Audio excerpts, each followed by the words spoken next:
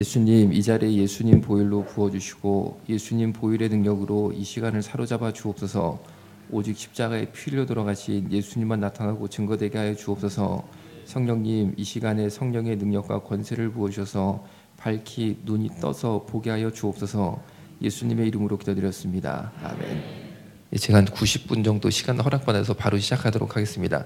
저는 원래 신촌 세브란스 병원에서 말기 암 환자를 돌보던 호스피스 전문 의사였는데, 말기 암 환자분들을 조금 더 잘 진료하고 복음을 전할 목적으로 이 요약병원을 개원하게 됐습니다. 그러다가 어느 날 갈 곳 없는 A전자 한 분의 사연을 듣게 되고, 이분을 저희 병원에 모시고 복음을 전하는 것이 예수님 주신 또 다른 사명이다라는 기도가 하는 감동이 있어서 그분을 저희 병원에 모시게 되면서 전국의 A전자분들이 갈 곳이 생겼다라는 것이 소문이 나면서 갈 곳 없는 A전자분들이 계속 저희 병원 오시게 됐고, 제가 현재까지 에이즈 진료한 횟수가 약 7만 번이 넘게 됩니다.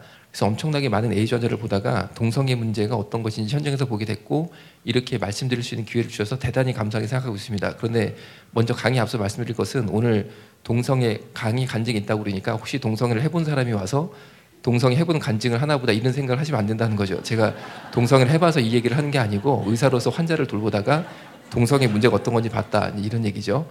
저희 병원 사진이고, 먼저 첫 번째 말씀드리고 싶은 것은 동성애 성향은 절대 선천적으로 가지고 태어나는 것이 아니다라는 것입니다. 왜냐하면 GWAS라는 최첨단 유전자 조사 기법으로 사람 몸속에 있는 사람 유전자 염색체 전체를 전수 조사했는데, 절대 인간의 몸속에는 동성애 성향을 일으키는 사람 유전자가 단 한 개도 존재하지 않았습니다.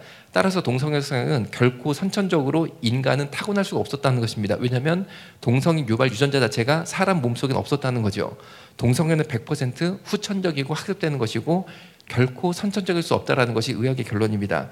그러면 가장 유명한 동성애자인 홍석천 씨인데, 이분은 어떻게 동성애자가 됐느냐?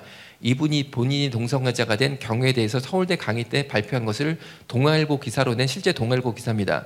이분은 충남 청양고추로 유명한 지역에서 어린 시절을 보냈는데, 이 청양이 산 중턱에는 굉장히 깨끗하고 좋은 시골 마을인데, 당시 초등학교 4학년 학생이었던 홍석천 초등학생을 그 마을에 함께 살았던 성인 남자 동성애자가 다락방으로 데리고 가서 학물을 이용한 동성 성폭행을 하게 됩니다. 즉, 남자 꼬마아이가 어른 성인 동성애자에게 성폭행을 당한 사건이 있었다라는 것입니다. 그런데 이 사건이 있었을 때 빨리 부모님 선생에게 말씀을 드리고 해결을 받았으면 좋았는데, 일단 본인이 당한 행동이 뭔지를 잘 몰랐고, 그리고 가해자인 성인 남자가 없었고 해서 이 사실을 덮고 숨긴 동안 고3, 즉 19살이 될 때까지 무려 300명 이상의 남자 동성애자들에게 연달아 성폭행을 계속 당하게 됩니다. 300번 이상이 아니고 300명 이상이니까 횟수로 치면 1000번을 훨씬 넘어갔을 것으로 예상을 하고 있고, 이렇게 어린 시절에 불건강한 동성애 성적 접촉을 당했다든지 동성애 음란물을 지속적으로 본 경우에 뇌가 동성애에 대한 학습 효과를 일으켜서 동성애자가 될 수 있다라고 하고, 이것을 정신의학에서는 학습화 이론으로 설명하고 있습니다. 즉, 동성애는 100% 후천적인 것인데 학습되는 것이다 라는 것이니까, 우리 자라나는 청소년 청년들에게 동성애를 옹호하는 문화나 동성애물을 보는 것은 굉장히 위험하다라고 말씀드릴 수 있겠습니다. 그러면 동성애자들이 어떻게 서로를 찾는 걸까요? 이마에 동성애자라고 써 있는 것도 아닌데 서로를 기가 막히게 찾고 있다는 거죠. 굉장히 간단합니다. 우리가 스마트폰에 카카오톡이나 페이스북을 까는 것처럼 동성애자들은 동성애자 앱을 까는데 6개 정도가 동성애자 앱으로 많이 쓰이고 있는데, 지금 보시는 저 분홍색 앱은 잭디라는 동성애자 앱인데 랭킹 3위 정도 됩니다. 그런데 3등 정도 되는 저 잭디 분홍색 동성애자 앱에 제가 이태원에 가서 접속을 해보니까 보시는 것처럼 지도에 제 위치가 표시가 됩니다. 즉, 위치 추적 기능이 있는 거죠. GPS 기능이 있는 거죠. 그런데 제 반경 5km에 3등 되는 저 분홍 동성애자 앱에 현재 동시 접속 중인 동성애자 수가 보시는 것처럼 400명이 검색이 됩니다.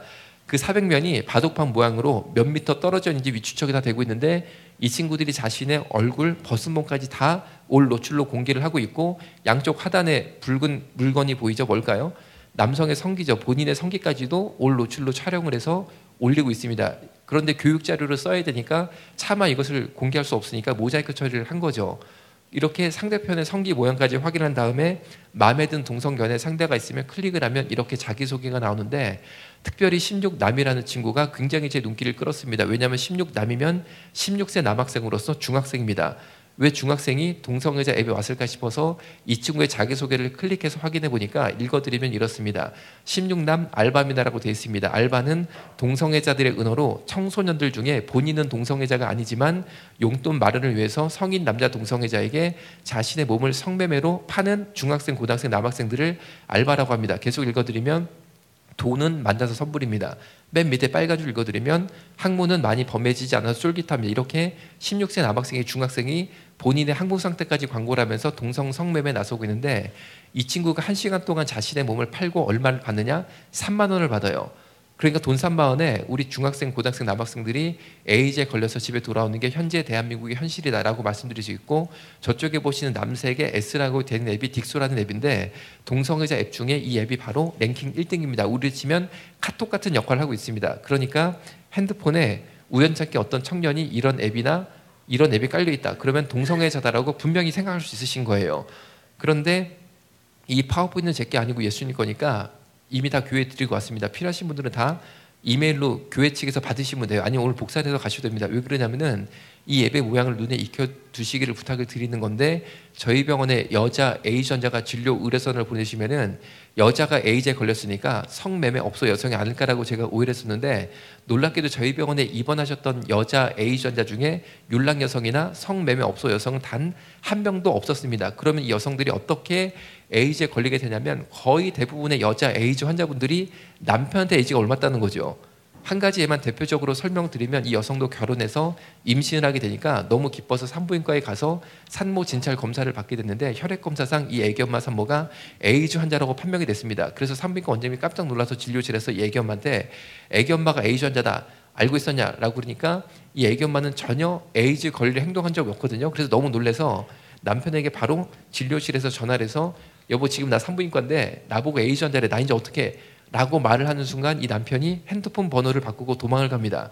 알고 보니까 이 남편이 동성애자이고 에이즈 환자였는데 본인의 에이즈 감염 사실을 숨기고 결혼해서 자기 아내를 에이즈 환자로 만들었을 뿐 아니라, 제가 이 말을 들었을 때 더 이해하기 어려웠던 점은 산모가 에이즈 산모면 태어나는 아기가 주산기 감염이라고 해서 에이즈 아기가 태어날 확률이 상당히 높습니다. 어떻게 자기 뱃속의 애까지도 에이즈 아기로 만들려고 했는지가 이해가 안 됐다는 거죠. 그래서 제 생각에는 결혼 정년기 정도 되는 우리 자매님들도 몇 분 정도 계신 것 같습니다. 제 생각에는 만약에 어떤 남학생이 사랑한다 결혼하자 그러면 꼭 핸드폰을 달라고 그래가지고 이런 게 깔려있나 봐야 되는 거죠. 이런 게 깔려있으면 절대 결혼할 수 없는 거죠. 동성애자니까. 한번 들어가서 볼까요? 의외로 갑자기 오늘 10m, 20m 이렇게 검색이 되면은 오늘 이 중에도 누구 계신 거죠. 세상에 안전한 데 있겠습니까? 그래서 물 한 잔만 갖다 주시면 좀 감사하겠습니다. 물 한 잔만 좀 갖다 주시면은, 여기 있네요. 봤어요. 성소수자 단체가 매년 주관하는 서울 퀴어 문화축제 현장 사진인데, 말은 소수자라고 하지만 정말 이분들이 소수일까요? 모인 사람들 수를 보니까 사람 끝이 안 보일 정도로 엄청나게 많이 모여 있습니다. 절대 소수가 아니고 이 시대 대한민국에 존재하는 가장 강력한 이익단체 중에 하나다라고 말씀드릴 수 있는데, 그렇다면 성소수자 중에 남자 동성애자만 수가 얼마나 될 것이냐라고 할 때 남자 동성애자를 의학 교과서에서는 MSM이라고 명확히 기술을 하고 있습니다. MSM은 Men Who Have Sex With의 약자로서 남자끼리 학문을 이용한 성관계를 지속적으로 맺고 있을 때만 남자 동성애자다라고 정의를 내리고 동성애자 수에 산입이 되고 있습니다. 즉 예를 들어서 나는 남자인데 정신적으로 다른 남자를 사랑한다. 나는 전혀 육체적인 건 없고 정신적으로 사랑을 하는 정신적인 사랑을 한다. 이런 사람은 동성애자로 보지 않는다는 거죠. 왜냐하면은 정신적인 사랑은 측정이 불가능합니다. 따라서 의학 교과에서 동성애자의 정의를 만족시키고 수에 들어가기 위해서는 구체적인 남성 간 학문 성관계를 맺고 있을 때만 남자 동성애자다라고 정의를 내리고 있는데,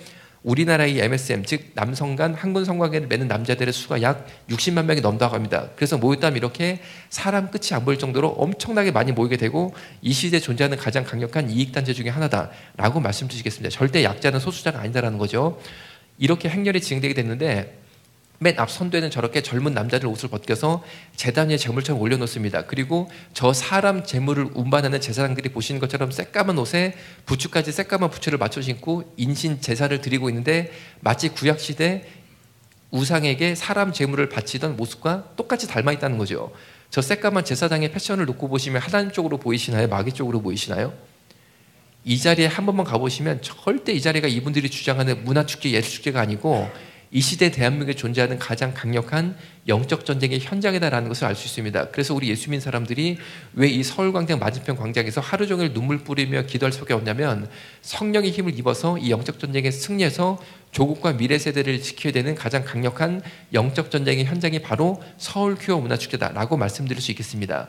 이런 식으로 선두가 진행되게 되는데 이렇게 서울 시민들을 내려다보면서 비웃으면서 이상한 물총을 쏴서 맞추며 즐기는 이 동성애자들이 과연 인권 침해를 당하는 걸까요? 아니면 토요일 오후에 서울의 가장 중심부인 서울광장 인도를 걷다가 아무 이유 없이 남자 동성애가 쏘는 저 물총에 머리를 맞고 있는 일반 시민들이 인권 침해를 당하는 걸까요? 서울광장에 있었던 서울 퀴어 문화축제 현장 스케치 사진인데 일명 동성애자의 항문 팬티를 입고 본인의 엉덩이 항문 전체를 서울 시민 모두에게 7월달 토요일 오후에 공개적으로 보여주고 있는 한 남자 동성애자 실제 사진입니다. 왜 동성애자들이 저런 엉덩이가 뻥 뚫린 형태의 이상한 팬티를 입냐면은 동성애자들의 은어로 번개라고 하는데 이 번개가 뭐냐면 아까 보신 스마트폰 앱을 통해서 몇십 미터 떨어진 동성애자를 얼른 검색한 다음에 메시지를 주고받아서 무슨 건물에 1층 남자 아저씨를 몇 번째 가서 만나자라고 약속을 맺은 다음에 그 좁은 화장실 칸막이 안에서 두 남자 동성애자가 접선을 한 다음에 항문 성관계를 신속하게 맺고 헤어지는 것을 번개라고 합니다. 그 번개 때 바지만 살짝 내리고 팬티는 벗지 않고 바로 성관계를 하도록 아예 저렇게 엉덩이가 뻥 뚫린 형태의 팬티를 입고 다닌다는 거죠. 그런데 당시에 항문 팬티를 입은 동성애자들은 많이 있었지만 특별히 이 남자한테 근접해서 사진을 찍은 것은 특별한 이유가 있었습니다. 보시면 이 남자가 포즈를 취해주고 있고 얼굴이 옆으로 돌아가 있죠. 본인이 사진 찍는 것을 인식하고 있었어요.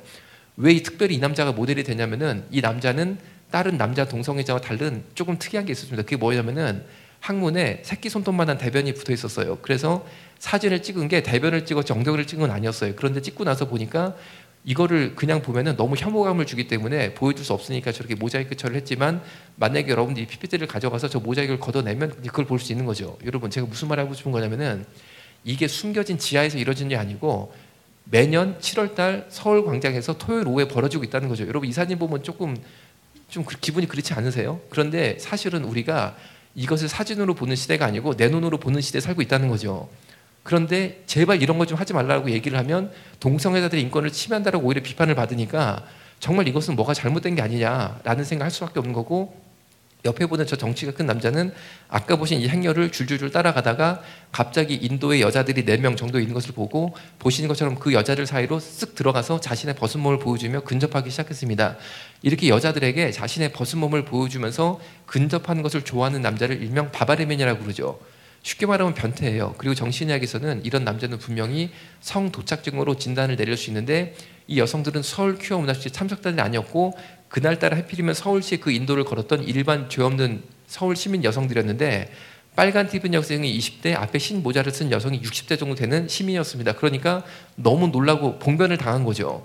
그래서 마침 옆에 경찰이 있었기 때문에 그 경찰한테 이 남자가 더 이상 우리에게 가까이 오지 않도록 저지해달라 혹은 처벌해달라고 요청합니다. 왜냐하면 우리나라는 공연 음란죄라는 벌이 있어서 이런 행동을 여자에게 한 남자는 처벌받게 돼 있습니다.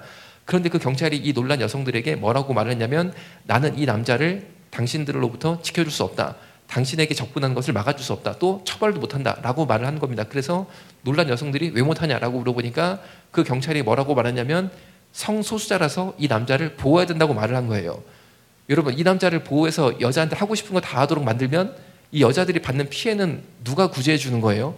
그런데 서울 퀴어 문화축제가 매년 서울광장에서 서울 가장 중심부에서 토요일 오후마다 열리고 있고 올해는 6월 달에 열겠다라고 이미 준비를 하고 있어요. 그런데 이런 변태 남자들이 내 아내, 내 여자친구, 내 여동생을 매년 위협하고 있는데 아직까지 단 한 건도 처벌례가 없다는 거죠.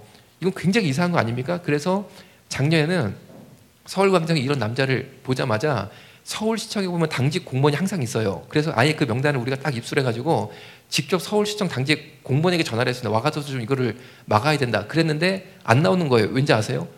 이 사람들을 성소수자라 보호해야 된다는 거예요. 여러분, 보호가 도대체 무슨 말입니까? 그러니까 저는 지금 뭔가 지금 대한민국이 굉장히 이상하게 되고 있다는 것을 느낄 수밖에 없었다는 거죠. 하여튼 그 서울시청 공무원 안 나왔어요. 끝까지 안 나왔어요. 그러면 성소수자가 곧 동성애를 말하는 것이냐? 여기에는 굉장히 나쁜 언어 결합이 있고 동성애라는 말이 인권 침해라고 그래서 더 이상은 일반인에게 쓰이지 못하고 뉴스에 나오지 못하고 모두 성소수자라는 단어로 이름이 바뀌었습니다. 그래서 여러분들이 뉴스를 보다가 성소수자라는 말을 보게 되면 아, 동성애를 말하나 보다 라는 혼돈을 일으키는 나쁜 언어 괴력 속에 우리가 살고 있다는 것입니다. 동성애는 성소수자의 여러 가지 중에 하나일 따름이고 정치인에서 성소수자는 20가지 이상의 형태가 있다라고 분명히 말하고 있습니다. 지금 보신 이 금발의 잘생긴 백인 남성은 어느 날 야외 공공공원에서 야외 결혼식을 열겠다라고 부모 친구들에게 청첩장을 돌렸습니다. 그래서 부모님이 며느리를 보러 아들의 야외 결혼식에 가보니까 며느리로 사람이 들어온 게 아니고 이 개가 들어온 거죠. 그래서 걔한테 신부 면사포가 씌워지고 결혼식이 진행되게 되는데 서양 결혼식은 맨 마지막에 하이라이트로 신랑 신부가 실제로 키스하면서 당신만을 영원히 사랑하겠습니다 라는 영원한 사랑의 맹세를 하면 끝이 납니다. 자세히 보시면 저 개하고 사람하고 빨갛게 혓바닥이 붙어있죠. 만약에 여러분이 개와 내 아들이 사랑에 빠져가지고 결혼식을 올리고 있다? 그럼 이 개를 여러분의 며느리로 우리가 받아들일 수 있겠습니까? 결혼식을 올리고 있는 이 아리따운 여성은 유럽의 유명한 여성 디자이너인데 고양이 남편이랑 사별한 이후에 개 남편이랑 재혼에 성공했다라고 뉴스에 난 것입니다. 개 고양이만 해도 그런가 보다 싶지만 말콤 브레너라는 이 백인 남성은 보시는 저 돌고래와 1년 동안 애인관계, 성관계를 맺은 체험을 자서전으로 발간하기도 했습니다. 그런데 여러분 오늘 이 시간에 여기 오기 전까지만 해도 동성애 둘이서 좋아서 하겠다는데 우리가 그것까지 반대해야 되나? 이런 막연한 생각을 갖고 오신 분도 아마 계실 수 있을 거라고 생각이 듭니다. 그런데 독일이 마틴 루터가 종교개혁을 단행한 기독교의 종교국이다라고 말씀드릴 수 있는데 독일 시민들이 그 정도의 어떤 생각을 한 거예요. 동성애라는 것은 둘이 좋아서 한다는데 우리가 거기서 좋다 나쁘다 이런 말을 하는 거는 좀 그렇지 않냐 해가지고 동성애가 문제없다라는 독일 시민의 사회적 합의를 1969년도에 이루게 됩니다. 그런데 독일 시민들은 동성애 문제 하나만 이런 생각을 가지고 합의를 했을 뿐인데 전혀 그 다음부터 벌어난 일들은 예상을 뛰어난 일들이 생기기 시작했는데 그게 뭐냐면 1969년도에 동성애는 문제없다라는 독일 시민 합의를 보자마자 법의 형평성의 원리 때문에 사람과 동물 간의 성관계도 문제없다라는 법이 실제로 생기고 말았고 그 법이 생기자마자 독일 전역에 동물 매춘업소가 합법적으로 우후죽순으로 생기고 운영되기 시작했는데 이 개는 그 동물 매춘업소에서 3달 동안 근무하고 죽어서 나온 개 시체 사진입니다. 보시는 것처럼 개들이 항문 생시가 터져서 다 죽어서 나오기 시작했다는 거죠.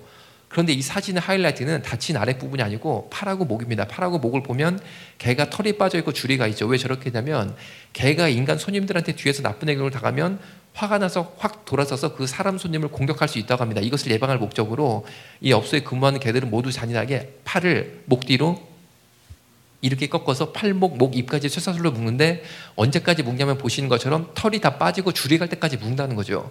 여러분 도무지 저 밑에 저 상처난 부분을 보여드릴 수 없어서 모자이크로 처리를 다 한 교육 자료로 보셔도 뭔가 싶지 않습니까? 만약에 우리가 이 성소수자의 물결 쓰나미를 막지 못하면은 이 죽은 개 시체를 여러분이 몇 년 안 여러분 집 앞에서 보게 되실 거예요. 그런 시대가 오는 것을 우리가 막아야 되지 않냐는 거죠. 정신의학에서 말하는 또 다른 성소수자 메카노필리아는 한국말로 번역하면 기계성애자입니다. 이 남성은 지하 주차장에서 저 흰색 차를 보고 성적 흥분을 참지 못해서 자동차와 성관계를 맺다가 CCTV에 찍힌 실제 사연의 주인공인데 어디다 성관계를 맺냐면은 자동차 범퍼 위에 바람 들어가는 구멍에다가 성관계를 맺는다고 합니다. 만약에 여러분들이 내일 새벽에 새벽 예배 때문에 아파트 주차장에 가셨는데 어떤 남자가 내 차에다 이러고 있다. 그러면 여러분들이 이 남자를 보는 순간 아 이분이 내 차와 운명적 사랑에 빠지셨구나. 내가 인권으로 받아들여야지. 이런 생각이 들 수 있을까요? 정신의학에서 말하는 또 다른 성소수자의 네크로필리아는 한국말로 번역하면 시체 성의자입니다. 지금 보신 사진들은 성광의 대상이 되었던 애인 역할을 했던 실제 시체들의 실제 사진인데 그렇다면 이 남자가 괴물 같은 사람이냐? 절대 그렇지 않고 방을 보니까 책에 수북합니다. 이분이 역사 교수님이고 박사님이시고 할 줄 아는 언어만 12개였던 천재였는데 어느 날부터 시체와 성관계하는 이상한 습관이 들기 시작했습니다. 그래서 급기야 시체를 너무 좋아하게 되니까 공동묘지 옆에 방 3칸짜리 빌라를 얻어 살다가 낮에 처녀 시체가 묻히면 그날 밤에는 그 처녀 시체를 캐내서 자기 애인으로 삼았습니다. 그런데 이 사건의 전모가 어떻게 드러나게 되냐면 이 집 부모님이 아들이 대학 교수가 됐으니까 너무 자랑스러워서 자랑스러운 교수 아들 집에 아무리 한번 놀러 가려고 해도 절대 이 교수 아들이 부모님이 자기 집 안으로 들어오지 못하게 막습니다. 그래서 하루는 이 집 부모님이 교수 아들 집에 불시에 싹 하고 들어가 보니까 교수 아들 집에 시체가 16개가 있었어요. 그래서 아버지가 아들을 112에 신고해서 사건의 전모가 드러나게 됐고 일반인에게 공개 가능한 시체 2개만 이렇게 공개되게 됐는데 놀랍게도 16개 시체 중에 제일 많은 연령대 시체가 불과 8살에서 11살짜리 꼬마 여자아이였다고 하고 밑에 시체 보면 굉장히 조그맣고 인형목이 들어갈 정도로 작죠. 저렇게 시체가 점점 썩어 들어가니까 천으로 뚫뚫로 감고 얼굴에 인형목 잘라다 붙이고 해서 그 시체들을 보관하면서 애인으로 삼았다라는 거죠. 이런 것을 우리가 인권으로 받아들일 수는 저는 분명히 없다라고 생각합니다. 이 보시는 잘생긴 백인 남성은 케네스 피니언이라는 이름의 미국의 보잉사라는 거대 비행기사에 근무했던 부유한 백인 남성인데 이 보잉사가 우리와 어떤 밀접한 관계를 맺고 있냐면은 당연히 대한항공 아시아나의 비행기도 보잉사 비행기를 쓰고 있지만 그보다 더 한국 사람과 더 밀접한 연관인 것은 대한민국 공군의 주력기가 보잉사 제품을 쓰고 있다는 거죠. 그런데 뭐 F-24, F-17 이런 거 다 보잉사에 나오는 거죠. 그 정도로 대단한 회사인데 그 회사의 중역으로 근무했던 이 백인 남자 때문에 미국이 사람이랑 동물이랑 성관계를 맺는 것을 짐승 숫자를 써서 수간이라고 그럽니다.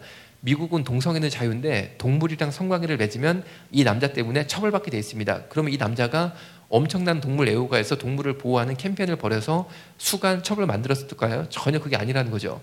이런 내용입니다. 이 남자가 남자 동성애자였습니다. 그런데 남자끼리 학문 성교 동성을 할 때 특별히 여자 역할을 하는, 즉 자신의 학문을 제공한 역할을 하던 남자였는데 남자끼리 동성애 하는 게 어느 순간부터 재미가 없었습니다. 그래서 더 큰 성적 쾌락을 느낄 목적으로 급기야 남자 말을 훈련시켜서 그 남자 말과 동성애를 하기 시작했습니다. 그래서 밤이면 밤마다 자신의 애인 말과 동성을 하다가 어느 날 이 애인 말이 너무 심하게 동성애를 해서 이 남자가 내장이 다 터져서 죽게 됩니다. 그러니까 이런 사람이 만든 전투기를 우리가 공군에서 쓰고 있는 거예요. 그런데 이 남자의 죽음이 너무 귀했기 때문에 이 남자의 죽음을 다큐멘터리가 미국의 유명한 영화제인 썬댄스 영화제에 출품이 되게 됐고 이 다큐멘터리가 그만 대상을 받게 됩니다. 그러면서 미국 시민들이 동성애자들이 급기야 동물과도 동성을 하는구나 라는 사실을 알게 되면서 미국 여론이 굉장히 나빠지게 됩니다. 그래서 드디어 미국 검찰이 출동을 해서 동물과 성관계를 맺은 남자들의 신원을 다 추적해서 조사해 보니까 동물과 성관계를 맺은 남자들이 바로 곧 조두순 씨 같은 아동 성폭행범들이었다는 거죠. 그래서 미국의 수간 철법이 왜 생기냐면은 동물을 보호할 목적으로 생겼던 게 아니고 수간하는 남자들 싹 다 감옥에 가두면 아동들이 성폭행을 안 당한다 라는 효과 때문에 수간 철법이 생겼고 이 한 가지 사건이 동성애, 수간, 아동 성폭행이 굉장히 복잡하게 연결돼 있다라는 것을 일반인이 알려준 대표적인 사건이었습니다. 동성애 범주가 넘어지면 넓어질수록 수간, 아동 성폭행도 따라서 많아지게 된다는 거죠. 우리나라 상황 어떠냐? 먼저 제가 한 가지 질문을 드리겠습니다. 한국 교회가 동성애 합법화를 막는다라는 말을 들어보시면 손 한번 들어보시겠어요? 한국 교회가 동성애 합법화를 막는다. 예, 아마 거의 다 손을 들고 싶은 심정이실 거예요. 이제부터 설명을 드릴게요. 그런데 이게 사실은 잘못된 말이라는 거죠. 왜 그러냐면은 여기부터 우리가 이제 처음부터 이 첫 단추부터 잘 이렇게 매야 되는데 대한민국은 건국 이래 현재까지 동성애가 합법이고 자유인 세계 대표적인 국가였어요. 그런데 이 사실을 아는 국민들은 거의 없는 거죠. 이게 무슨 말이냐면은 간단히 생각하시면 됩니다. 동성애 한다고 감옥에 가두거나 벌금 내는 게 없죠. 왜냐하면 동성애는 대한민국 건국 이래 지금까지 계속 합법이고 자유이고 권리로 인정을 했다는 거예요. 그런데 우리나라에 바로 이런 동성애 합법 국가라는 것 때문에 현재 동성애 관련 성업소가 500군데 이상이 합법적으로 운영이 되고 성업 중에 있는데 가장 대표적인 동성애 성업소가 찐방입니다. 찐방이 우리가 생각하는 찜질방이 아니고 방이 굉장히 많은데 남자 동성애자들이 5,000원만 내고 들어가면 이 방 저 방 다니면서 10대1, 20대1 그룹 동성애를 즐기는데 밤이면 밤마다 에이즈 전자를 찍어내는 대한민국의 에이즈 공장이죠. 그런데 이 찐방이 으슥한 듯 비밀 영업을 하는 게 아니고 제가 쉽게 식별이 가능한 위치 한 곳만 말씀드리면은 지하철 2호선 타고 가시면 방배역이라고 있는데 방배역 내리시면 방배역 사거리가 굉장히 번화가입니다. 그리고 그 방배역에서 약 200m만 가면 백석대학교라는 유명 대학도 있습니다. 그런데 그 방배역 지하철역 딱 내리시면 스타벅스가 보여요. 그런데 그 스타벅스 지하에 유성사우나가 서울 시내에 가장 유명한 동성애 그룹 난견장 찐방 중에 하나예요. 이렇게 대한민국 동성애자들은 요지마다 본인들의 성업소를 세우고 활발하게 동성을 즐기고 있지만 단속이나 처벌이 전혀 안 되고 마음껏 동성애 천국으로 대한민국을 누리며 살고 있는데 왜 차별 근처를 만들려고 그러냐? 지금까지 보신 여러 가지 성행태에 대해서 나는 찬성한다라는 분 손 한번 들어보세요. 나는 뭐 괜찮은 거다. 난 찬성하고 싶다.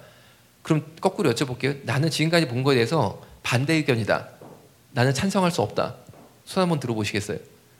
뭐 거의 다 이제 손을 들 수밖에 없죠. 그런데 차별금지법은 뭐냐면은 방금 보신 여러 가지 성소수자의 기이한 행태에 대해서 나는 반대 의견이다라고 말하는 순간 그 성소수자를 차별했다고 해서 반대 의견을 낸 사람을 감옥에 보내겠다는 게 차별금지법이에요.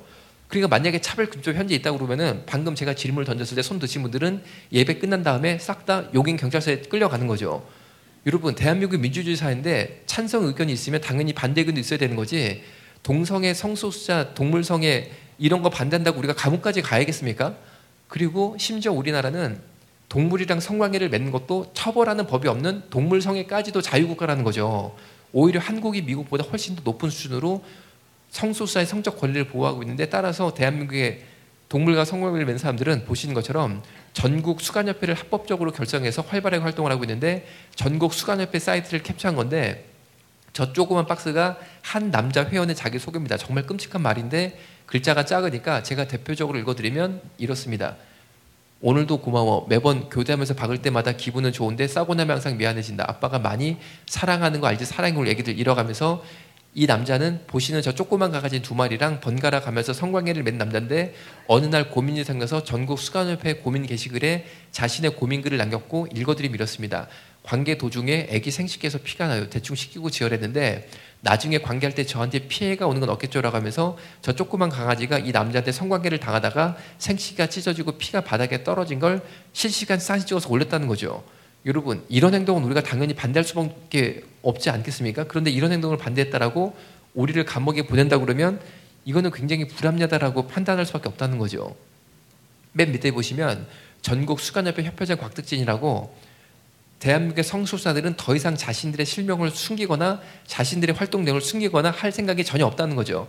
이렇게 자신들의 실명을 떳떳하게 공개하고 활동 내역을 다 보여주고 있는데, 위에 보시면 단체 수간은 3월 14일 평택에서 하겠다라고 광고를 하고 있는데, 단체 수간이 뭐냐면 장소를 빌린 다음에 동물들을 풀어놓고 이 단체는 사람들이 집단으로 들어가서 사람과 동물 간에 우리가 상상도 할 수 없는 악한 음행을 벌이는 이 단체 행사를 말하고 있습니다. 맨 위에 곽득진 회장이 이번에는 확실히 어린 강아지들로 구해놨습니다라고 광고를 하고 있는데, 이 광고 내용을 보신 것처럼 대한민국의 성소수자들은 미국과 마찬가지로 어린 강아지 좋아하고 어린 강아지 건드리다가 나중에 사람 애까지 건드리는 아동 성폭행으로 연결되고 있다는 것을 보여주고 있다는 거죠. 그러니까 밑에 여성은 저는 대형견 해주세요라고 부탁을 하고 있고, 밑에 남성은 대표님 저는 치와와 부탁드립니다. 이제 몇 번 하니까 왜 사람들이 치와만 찾는지 알 것 같네요라고 하면서 보시는 것처럼 자신의 얼굴을 다 떳떳하게 공개를 하면서 제일 좋아하는 개 종류인 치와를 특별히 부탁하고 있습니다. 제가 항상 여기서 이 얼굴이 혹시 여기 있지 않을까 한번 싹 봐요. 이렇게 항상 혹시 오늘 오지 않으셨을까. 그런데 왜 동물 성애하는 사람들이 치와를 제일 좋아하냐면은 무조건 어린 강아지 제일 좋아하는데 치와는 다 큰 성견이 돼도 제일 작은 개 종류라 애초에 제일 작은 개 종류인 치와를 자기 애인으로 선택해서 기른다고 합니다. 제가 이 사실을 안 다음에 어떤 오해가 지금 사는 게 조금 힘들었다가 지금은 기도 많이 해서 그 오해가 풀려서 사는 게 다시 편해졌는데, 그게 뭐냐면 제가 아파트에 사는데 우리 아파트에 남자 혼자 독신으로 사시는데 이 아저씨가 치와를 키워요. 그러니까 제가 그 아저씨 만날 때마다 남자 혼자서는 치와 키우는 별 생각이 다 들었다가 지금은 오해가 풀려서 이웃사촌으로 따뜻하게 잘 지내고 있습니다. 사는 게 점점 복잡해지고 있어요. 조선일보에 나온 저희 병원의 실제 동성애 에이즈 환자 사진인데 이분이 바로 동성애 에이즈 환자분이시라는 거죠. 에이즈 바이러스의 무서운 점이 뭐냐면 에이즈 바이러스가 면역력만 떨어뜨릴 것 같은 별로 무서울 게 없습니다. 그런데 에이즈 바이러스의 진정한 무서운 점은 에이즈 바이러스가 뇌세포를 갉아먹어서 뇌를 썩게 만드는데, 그래서 반신불수, 전신마비, 식물인간이 오게 된다는 것입니다. 그런데 이 남자는 다행히 일찍 조기에 발견돼서 반신불수까지만 나서 보시는 것처럼 왼쪽은 다 못 씁니다. 그래서 왼쪽은 다 굳어져 있고 오른쪽으로 지팡이를 짚고 남은 인생을 사셔야 되는데, 엉덩이를 보시니까 장기간 지속된 항문 성관계로 말미암아 항문이 다 터지고 썩어 들어가서 24시간 피가 줄줄 나오는데 저 피에는 에이즈 바이러스가 함께 분출이 되는 거죠. 몸이 이런 상태가 되면 더 이상 집에서 살 수가 없고 에이즈 요양병원에 입원해서 남은 인생을 사셔야 되는데, 미국의 조사에 따르면 이렇게 몸이 철저히 파괴돼서 집에서 더 이상 살 수가 없고 에이즈 장기 요양시설에 들어가서 남은 인생을 살아야 되는 불쌍한 동성애 에이즈 환자의 평균 요양병원 입소 연령이 몇 살이냐? 불과 41세입니다. 41세. 여러분, 41살 때부터 이렇게 사는 게 과연 이 남자가 꿈꿨던 미래였을까요? 전혀 아니었을 거라는 거죠. 인간의 행복을 깨트리는 가장 간단하고 우스운 방법이 바로 동성애를 하는 것이다 라고 분명히 말씀드릴 수 있는데, 왜 이 남자는 처음 동성애를 했을 때 항문에 손상을 입었을 때 얼른 동성애를 끊지 못하고 이렇게 인생 완전히 망가질 때까지 동성애를 했느냐? 여기에 굉장히 중요한 힌트가 이 사진에 들어가 있다는 거죠. 그게 뭐냐면은 어떻게 남자가 다른 남자한테 창피하게 학문을 제공할 수 있냐는 거죠. 이것은 절대 사랑이나 인권이 아니고 그렇게 하는 이유가 있는데, 남자한테만 있고 여자한테는 없는 장기가 있는데 그게 바로 전립선입니다. 이 전립선이 학문 벽에 붙어 있습니다. 그런데 학문 성관계를 당하는 입장에서는 학문 벽에 붙은 전립선이 자극받게 돼 있습니다. 그때 변태적인 성쾌감을 느끼게 되는데, 한번 여기에 맛을 들이게 되고 중독이 되게 되면 그 다음부터는 딴 거는 못한다는 거죠. 즉 여자는 싫어지고 정상적인 거 못하게 돼 있고, 무조건 남자만 보면 내 학문으로 동성애를 해줘서 학문 벽에 붙은 전립선이 자극받기만 고대하게 되는데, 이 중독성이 얼마나 큰지 보시는 것처럼 학문이 다 터지고 썩어 들어가고 말 그대로 죽을 때까지 한다는 거죠. 절대 이것은 사랑이나 인권이 아니고 성중독입니다. 만약에 동성애가 뭐냐라고 저한테 물어보시면 저는 굉장히 간단하게 답변을 드릴 수 있는데, 동성애는 남성 간 학문 성관계를 통한 전립선 자극, 변태적 성쾌감에 중독된 성중독이다라고 분명히 말씀드릴 수 있습니다. 그러면 동성애를 끊는 게 뭐냐? 두 가지만 2년 동안 끊으면 누구나 동성애를 끊을 수 있는데, 만약에 주변에 동성애 문제로 고민하는 청소년 청년들 꼭 저한테 연락을 주시면 대단히 감사하겠습니다. 매주 화요일마다 강남구 노원동에서 동성애 끊는 예배 상담 모임이 있는데 회비도 없어요. 그냥 오시면 돼요. 2년 동안만 상담받고 기도하시고 예배 드리면은 누구나 다 동성애를 끊을 수 있었다는 거죠. 그럼 두 가지 끊는 게 뭐냐면, 첫 번째 학문 성교를 끊으면 됩니다. 두 번째 동성애 음란물 보는 것을 2년 동안 끊으면 되는데, 놀랍게도 저희 병원에 상담을 의뢰한 동성애 끊고 싶어하는 젊은 동성애 중에 몇 명 정도의 청년이 동성애를 배운 곳이 교회다라고 말을 해서 제가 굉장히 충격을 받았습니다. 그래서 그 친구들의 얘기를 들어보니까 이 친구들이 같이 온 친구들이 아니고 서로 전혀 모르는 사이고 따로따로 온 친구들인데, 동성애를 배운 곳이 교회다라는 일치함이 있었다는 거죠.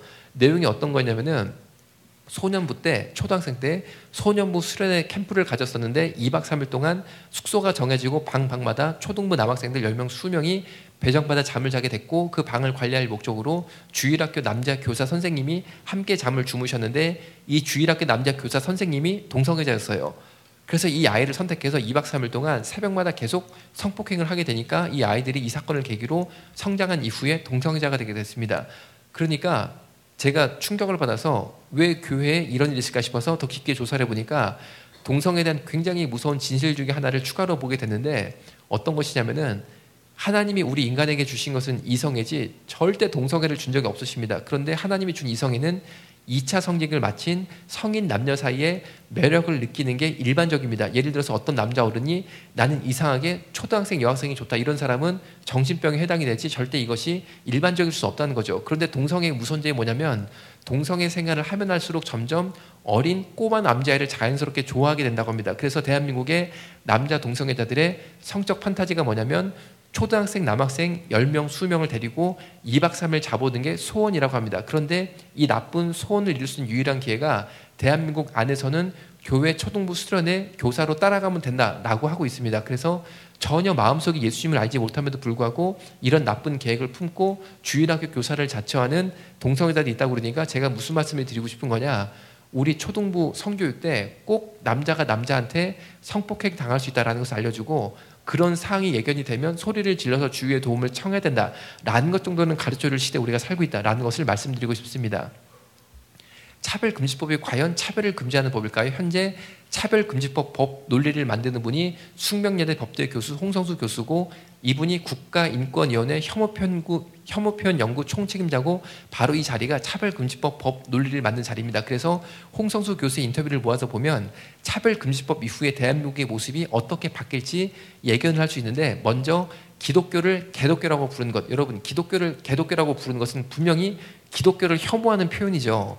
그런데 기독교를 개독교라고 부르는 것은 전혀 혐오가 아니기 때문에 처벌이 안 된다라고 말을 하고 있습니다. 그런데 동성애를 반대한다라고 말하면 이게 바로 혐오 표현이어서 처벌이 된다는 거예요.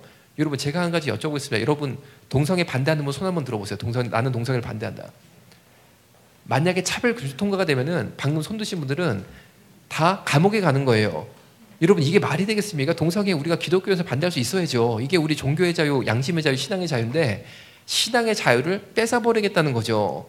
그런데 특별히 이 기사는 어떤 내용에 대한 논평이었냐면은, 문재인 현재 대통령님께서 대선 후보 시절에 TV 토론에 나오셔서 나는 동성애를 반대한다라고 말을 하셨습니다. 그 말을 바탕으로 해서 저런 말하면 유럽 같으면 처벌받는다, 감옥에 간다, 이 얘기를 한 거였어요.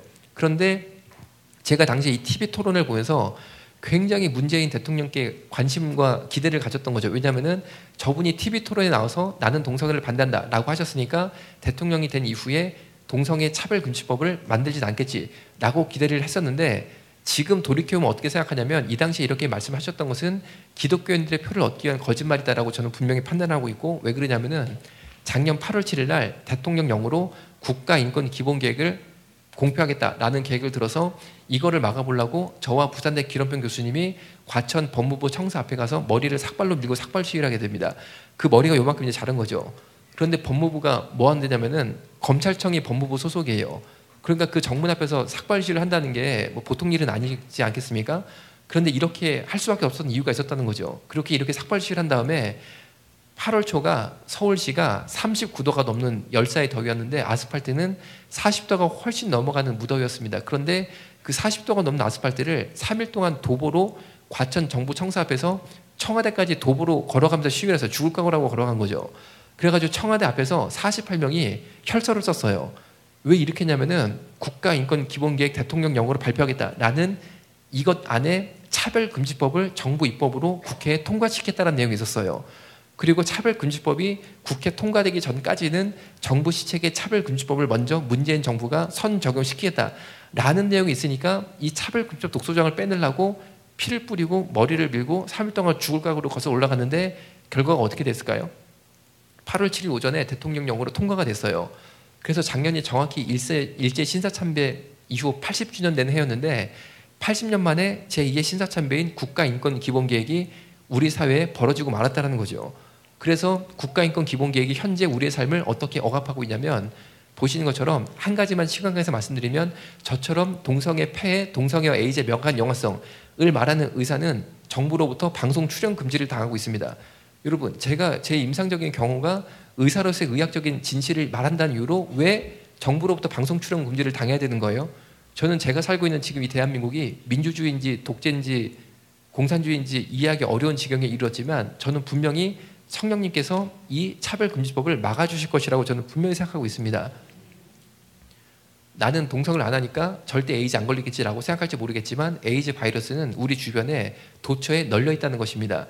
일형 면도기는 당연하겠죠. 따라서 남자들은 공중 목욕탕에 떨어진 일형 면도기를 함부로 쓰면 안 됩니다. 왜냐하면 동성애 A전자가 쓴 일형 면도기를 내가 곧이어 쓰게 되면 내가 에이즈 감염이 될 우려가 상당히 높다는 거죠. 그리고 남성들은 특별히 이발소에 가면은 일형 면도기로 이 어필을 미는 게 아니고 그냥 계속 같은 걸로 밀어요. 굉장히 위험한 거죠. A전자가 쓴 것을 내가 곧이어 이렇게 내 여기를 밀면은 내가 에이즈 감염의 우려가 있다는 거죠. 그리고 비대는 왜 그러냐면은 아까 보신 동성애 A전자의 실제 사진처럼 동성애 A전자분들이 장기간 지속된 항문 성교 동성애를 말미암아 항문이 다 터지고 썩어 들어가서 이렇게 피가 24시간 줄줄 나오니까 대변을 본 이후에 휴지로 추출을 못합니다. 피가 계속 밀고 나오니까 휴지로 닦아낼 수가 없는 거죠. 그래서 비데를 쓰게 되는데, 비데로 세척만 하는 게 아니라 드라이까지 해서 총 비데를 5분 이상 쓴다고 하는데, 문제가 뭐냐면 그 5분 동안 비데 노즐에 A전자 피가 너무나 많이 묻게 돼 있습니다. 그런데 그 사실을 모르고 그 비데에 앉아서 스위치를 누르게 되면 방금 묻었던 신선한 A전자 피, 에이즈 바이러스가 조준사격에서 내 항문을 때려 맞추게 돼 있는데, 일반인은 괜찮으니까 너무 걱정하지 마시고 내 항문에 치질이나 치열이 있다 라는 분들은 손을 들 필요는 없고 내 얘기만 하고 들으시면 돼요. 그분들은 굉장히 위험하다는 거죠. 왜냐하면 노출된 항문혈관에 A전자 피 바이러스 싹 하고 들어가면 에이즈 감염의 우려가 상당히 높으니까 치질이 치열한 자분들은 절대 A전자가 쓴 비데를 곧이어 쓰면 안 된다라는 것입니다. 그런데 문제는 이 비데가 A전자가 쓴 건지 안 쓴 건지 우리가 알 수 없다는 거죠. 그래서 제가 생각해 보니까 요새 음식점에 가보면 비데가 많이 설치되어 있습니다. 그런데 보통은 안에 쓰고 나오시면 우리가 곧 이어 이용하는 형태로 되어 있는데, 제 생각에는 비데 쓰고 나오면 얼굴 한번 싹 보세요. 꼭 보세요. 꼭 보셔가지고 비데 쓰고 나온 분이 남자인데 귀걸이 하나 끼고 있고 얼굴이 야릇한 게 줄줄 흐른다. 그러면 예수님 피할 길을 밝히 보시니 감사합니다라고 기도하시고 그 비데는 피하시는 것이 에이즈부터 안전한 여러분의 미래를 만들어가는 게 아닐까라는 생각까지 하게 된다는 거죠. 조선일보에 나온 또 다른 저희 병원의 실제 사진인데, 실제 사건을 바탕으로 하고 있습니다. 동성애 에이즈 환자분이 반신불수가 와서 지팡이를 짚고 에이즈 병실에 입원하자마자 마음에 든 남자를 골라서 동성 성관계를 맺는데 2시간이 안 걸리더라는 거죠. 어떻게 알게 됐냐면, 회진을 도는데 이 남자가 머리끝부터 발끝까지 이불을 김밥처럼 똘똘똘 말았었는데 앞만 봐도 이 김밥이 1인분이 아닌 거예요. 너무 큰 거예요. 그래서 이상하다 싶어가지고 이불을 확 벗겨보니까 남자 둘이 동성 연애하는 것을 리얼 3D로 보게 된 거죠. 그래서 못하게 말렸습니다. 말리니까 이번에 이 남자 동성애 두 분이 병실에 딸린 화장실에 들어가서 또 동성을 하기 시작하니까 이것을 막을 목적으로 보시는 것처럼 화장실 문 하나 20cm를 잘라서 한 번씩 밑에를 봐서 다리가 2개면 정상, 4개면 비정상. 4개면 문 열고 들어가서 또 못하게 말린 거죠. 왜 이렇게까지 동성애를 막으려고 애를 썼느냐. 단순히 제가 기독교인이라 동성애를 반대하니까 병원 안에서 동성애를 막았겠지, 이렇게 생각하시면 너무 쉽게 보시는 거죠. 그게 아니고 더 깊은 의미가 있습니다. 뭐냐면은 에이즈가 진단병은 에이즈 하나 똑같이 나가는데 에이즈 바이러스 종류가 수십 가지가 돼요. 그 많은 바이러스 종류를 통틀어서 에이즈라는 진단명 하나가 나갑니다. 그런데 에이즈에 걸리면 아직까지도 완치가 안 됩니다. 다만 에이즈 바이러스의 증식을 어느 정도 억제시켜주는 알약을 매일매일 잘 먹으면 에이즈 바이러스 증식이 어느 정도 억제가 되니까 30년은 더 살 수 있는데 30년 뒤에는 처참하게 에이즈로 죽어요. 그 다음은 약효가 없는 거죠. 그런데 문제가 뭐냐면은 서로 다른 에이즈 환자 A, 서로 다른 에이즈 환자 B가 또 항문 선교를 하면 서로 다른 에이즈 바이러스 A, 에이즈 바이러스 B가 항문 선교를 통해 만나게 되면 돌연변이 에이즈 바이러스가 생겨요. 그럼 그다음부터는 약이 효과를 못 거두고 둘 다 죽어버립니다. 그러니까 환자의 생명을 보호할 목적으로 에이즈 환자끼리 항문 선교는 못하게 말리도록 돼 있어요. 그래서 이 환자의 생명을 보호할 목적으로 제가 이런 조치까지 취했다는 거죠. 그래서 병원 내 동성애를 원천적으로 예방할 수 있게 됐고 돌연변이 에이즈 바이러스 출현을 막아서 환자의 생명을 보호할 수 있겠다라고 제가 생각을 했었는데 이게 저의 순진한 착각이었고, 이제는 이 남자 동성애 두 분이 저희 병원은 지하 주차장이 없고 야외 주차장만 있는데 오후 1시 정도 된 아주 깨끗하고 맑고 좋은 날이었는데 보시는 빨간 차와 한자 사이가 불과 차와 차 사이의 주차 공간이 20cm가 안 됩니다. 그 20cm 안에 좁은 아스팔트에서 옷을 다 벗고 또 동성을 하기 시작하는 거예요. 그러니까 저 지나가던 행인들이 깜짝 놀라가지고 병원에 신고 전화를 하십니다. 그래서 지금 주차장에서 남자 둘이 이상한 걸 하고 있는데 빨리 와가지고 이거 좀 알려야 된다 해가지고 놀란 간호사 선생님께서 뛰어내려가서 이 남자 동성애 두 분을 모시고 올라오게 됩니다. 이 사건을 듣고 제가 충격을 받아서 미국의 논문을 찾아보니까 미국은 1978년도에 이미 동성애는 성중독이다라는 연구 결과가 나타나 있었다는 거죠. 78년도는 지금부터 40년 전이라 약간 미국 사회가 인종차별적인 색깔이 있어서 흑인이나 남매계통은 성적으로 문란하다 이런 생각이 조금 있었습니다. 그래서 문란한 흑인 남매계통 다 빼고 도덕적, 사회적, 경제적 지위가 높은 백인 남자 동성애자만 대상으로 백인 남자 동성애자의 성 파트너 수를 조사해보자라고 조사해보니까 백인 남자 동성애자의 28%가 유지, 보수, 관리하고 있는 성 파트너 수가 1000명 이상이에요. 43%가 유지, 보수, 관리하고 있는 성파트너 수가 500명 이상이라는 겁니다. 여러분 500명 이상, 1000명 이상의 성파트너 수를 거느리고 있다는 게 무엇을 뜻합니까? 분명히 동성애가 정상이 아니고 성중독이라는 거죠. 그런데 78년도는 스마트폰도 없었고 집에 컴퓨터도 없었어요. 이때는 편지 쓰려면 손으로 써서 우체국 가서 우표 붙여서 붙일 때고 전화를 하려면 집 전화로 전화했을 때입니다. 이럴 때 500명, 1000명이 일반적이라는 것은 지금 같은 시대에는 이 2배 수인 1000명 혹은 2000명이 일반적인 동성애자들의 성파트너 수일 것이다라고 추론이 가능하다는 것입니다. 그래서 나는 동성애자다라고 말하는 친구들이 일반적으로 성파트너 수가 1000명 혹은 2000명 이상일 것이라고 보는 게 합리적이라는 거죠. 이렇게 많은 성파트너 수와 동성을 하다 보면은 당연히 에이즈 환자가 그 안에 섞일 수밖에 없고 에이즈에 감염될 수 없다라는 생각을 가질 수밖에 없게 되는데, 그래서 에이즈에 감염되게 되고 증상이 나타나게 되면 내가 정말 에이즈에 걸렸나 궁금해서 검사를 받고 싶겠죠. 그런데 우리나라 에이즈 검사의 기반은 병원을 가는 게 아니고 보건소를 갑니다. 여러분들도 이 가까운 용인 보건소를 가게 되는 거죠. 보건소를 가서 저 에이즈 검사 왔습니다 라고 말을 하면 절대 제 신분증이나 실명이나 전화번호 같은 것을 말하면 안 되고 제 암호를 정해서 제 암호만 말합니다. 암호만. 그러면 제가 토끼다라고 제 암호를 정하면 피를 뽑은 다음에 피에다가 정말 토끼라고 적어요. 그리고 혈액 검사를 돌린 다음에 일주일 뒤에 보건소로 전화로만 결과를 확인해라. 다시는 보건소에 찾아오면 안 된다라고 말합니다. 왜냐하면 만약에 제가 일주일 뒤에 보건소에 직접 방문해서 저 일주일 전에 피 뽑은 토끼인데 에이즈 결과 어떻게 됐어요? 라고 말하면 보건소 선생님이 토끼 씨는 에이즈 걸렸네 하면서 제 얼굴 한번 싹 보잖아요. 그러면 지구상의 딴 사람은 몰라도 이 보건소 선생님만큼은 이 얼굴이 에이즈다 라는 것을 알게 되시는 거죠. 지구상에 단 한 명이라도 내가 에이즈라는 것을 알면 그게 바로 인권 침해라는 거예요. 그래서 보건소에 직접 방문하면 안 되고 암호를 통해 피를 뽑은 다음에 꼭 전화로만 결과를 확인하게 되는데, 이 고가의 에이즈 검사 비용은 100% 국민 세금으로 다 부담하고 있을 뿐 아니라 더 문제가 되는 현상은 네이버에 에이즈 익명검사에 대한 궁금증을 올린 한 남자의 실제 사연인데, 이 남자의 궁금증이 이렇습니다. 내가 앞만 봐도 에이즈 걸린 것 같은데 보건소 가서 익명검사 받아도 될까요? 라는 것이고, 이 남자의 고민은 뭐냐면 나는 밤이면 밤마다 창녀촌 집창촌을 가야 되는 사람인데 만약 보건소 익명검사상 내가 에이즈 환자로 판명이 되면 보건소 직원이 나를 창녀촌 못 가게 관리할 것 아니냐. 즉 에이즈 감염 이후 창녀촌에 못 갈까 봐가 걱정이었어요. 그러니까 공식 답변이 뭡니까? 위처럼 달렸는데 당신이 에이즈 환자라는 것은 보건소 직원도 몰라, 국가도 몰라, 아무도 몰라, 오직 당신만 아니까 하고 싶은 거 마음껏 하고 사시면 된다가 공식 답변이었고, 에이즈 환자가 어디 가서 뭘 하던 국가가 이를 제재할 방법이 없다는 것이 공식 답변이었어요. 그럼 이 남자 때문에 에이즈 걸 여자들은 인권이 없는 걸까요? 실제로 얼마 전에 부산 지역 여중생 하나가 집이 너무 어려워서 이 학생 나름대로 용돈도 필요하고 학용품도 사야 되니까 나쁜 선택을 하게 됩니다. 잘못된, 애가 철이 없다 보니까 잘못된 선택을 한 거죠. 성매매를 하게 되는데 스마트폰 앱을 통해서 불과 10명 되는 성인 남자랑 만나서 성매매를 하게 돼요. 그런데 불과 10명 정도 되는 사람이랑 성매매를 했을 뿐인데 덜컥 에이즈에 걸려버렸어요. 그러니까 이 여자애가, 중학생이 자기가 에이즈 걸린 사실을 안 다음에 나에게 이 에이즈를 준 나쁜 그 남자를 처벌해야겠다라는 생각이 들어 경찰서로 갑니다. 그래가지고 자신의 스마트폰을 경찰한테 줘서 이 10명 남자의 신원을 경찰이 다 파악을 해서 경찰서 싹 다 불렀어요. 그래가지고 경찰이 여자애도 불러가지고 10명 남자를 쫙 세워놓은 다음에 이 사람들 맞냐고 물어보니까 이 여자가 막 울기 시작하는 거죠. 왜? 이 10명 중에 하나가 나를 에이전자로 만든 그 일생일대에 나쁜 사람이 있잖아요. 그러니까 막 울면서 맞다 그러고 이 중에 한 명이라는 거예요. 다 자기랑 만난 사람이라는 거예요. 그러니까 경찰도 얘가 너무 불쌍하니까 너 걱정하지 말아라. 내가 오늘 정의의 심판을 내려주겠다 했는데, 왜 그러냐면은 에이즈 검사가 지금은 발달이 돼서 임신 테스트 비슷하게 구강점막에 검사지를 대고 20분만 기다리면 에이즈도 아니다 판명이 돼버립니다. 20분 후에. 그러니까 10명 다 구강점막에 검사지 싹싹싹 묻힌 다음에 딱 기다렸다가 20분 있다가 양성 반응 나오면 이 사람이 이 여자애를 인생을 이렇게 만든 그 사람인 거예요. 그럼 바로 그냥 구속시켜버리면 되거든요. 그런데 그거를 하려고 그랬는데 하면 안 된다라고 연락이 온 거예요, 경찰한테. 그래서 못했어요. 못한 이유가 뭔지 아세요? 경찰이 이거를 시행하면 동성애 인권이 침해된다고 그래가지고 검사를 하면 안 된다는 거예요. 그러니까 이 여중생이 너무 이건 억장이 무너지는 거, 이거 무슨 일입니까? 그러니까 경찰이 이 여중생 뭐라고 그러냐면 너 걱정하지 마라. 내가 이걸 하면 인권 침해라고 지금 하지 말라고 나한테 연락이 왔는데 내가 이거는 못하지만 이 10명 남자들의 그간 병원 기록 싹 다 압수수색할 거다. 이 순간부터 내가 할 거다. 그래서 그중에 에이즈 진료 기록이 있으면 그 사람이 바로 처벌받을 사람이다. 그러니까 이 여자애가 그 말을 믿고 갔거든요. 그런데 결과가 어떻게 됐겠어요? 10명에 다 병원 기록을 조사해서 압수를 해보니까 우리나라는 보신 것처럼 에이즈 기록이 없는 게 원칙인 나라라는 거죠.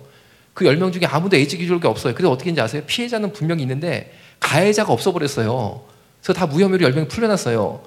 여러분, 그러면 이 여중생을 에이전자로 만든 에이즈 테러범은 오늘 밤은 그냥 무사히 넘어갈까요? 또 여중생, 여고생들을 상대로 범행을 벌이고 있겠죠. 매일 밤 벌어지는 이 에이즈 테러로 매일 밤 발생하는 에이즈 희생자 수가 약 15명입니다. 제가 볼 땐 세월호가 문제가 아니라니까요. 여러분, 오늘 밤도 15명 생겨, 오늘 밤도. 그런데 정부는 동성애 인권의 발목이 잡혀서 어떤 대책도 만들지 못하고 있다는 거죠. 여러분, 이 나라가 누구의 나라입니까? 누구를 위한 나라예요? 저는 정말 이해가 안 된다니까요. 저도 딸을 키우는 입장인데 아이고 진짜 이거 어떻게 되는 거예요? 참. 그리고 이런 사실을 저같이 먼저 아는 의사들이 널리 알려가지고 뭔가 이 제도를 잘 보완하도록 해야지, 저 같은 사람을 입에 재갈을 불려가지고 방송 출연 금지를 못하고 시킨다? 사회적으로 알려지지 못하게 정부가 나서서 가로막는다? 아니, 그러면은 우리나라가 지금 어떻게 되는 거예요, 여러분? 전 정말 이게 지금요, 이 대한민국이 위기에 빠진 게 아니라는 생각까지 할 수밖에 없어요.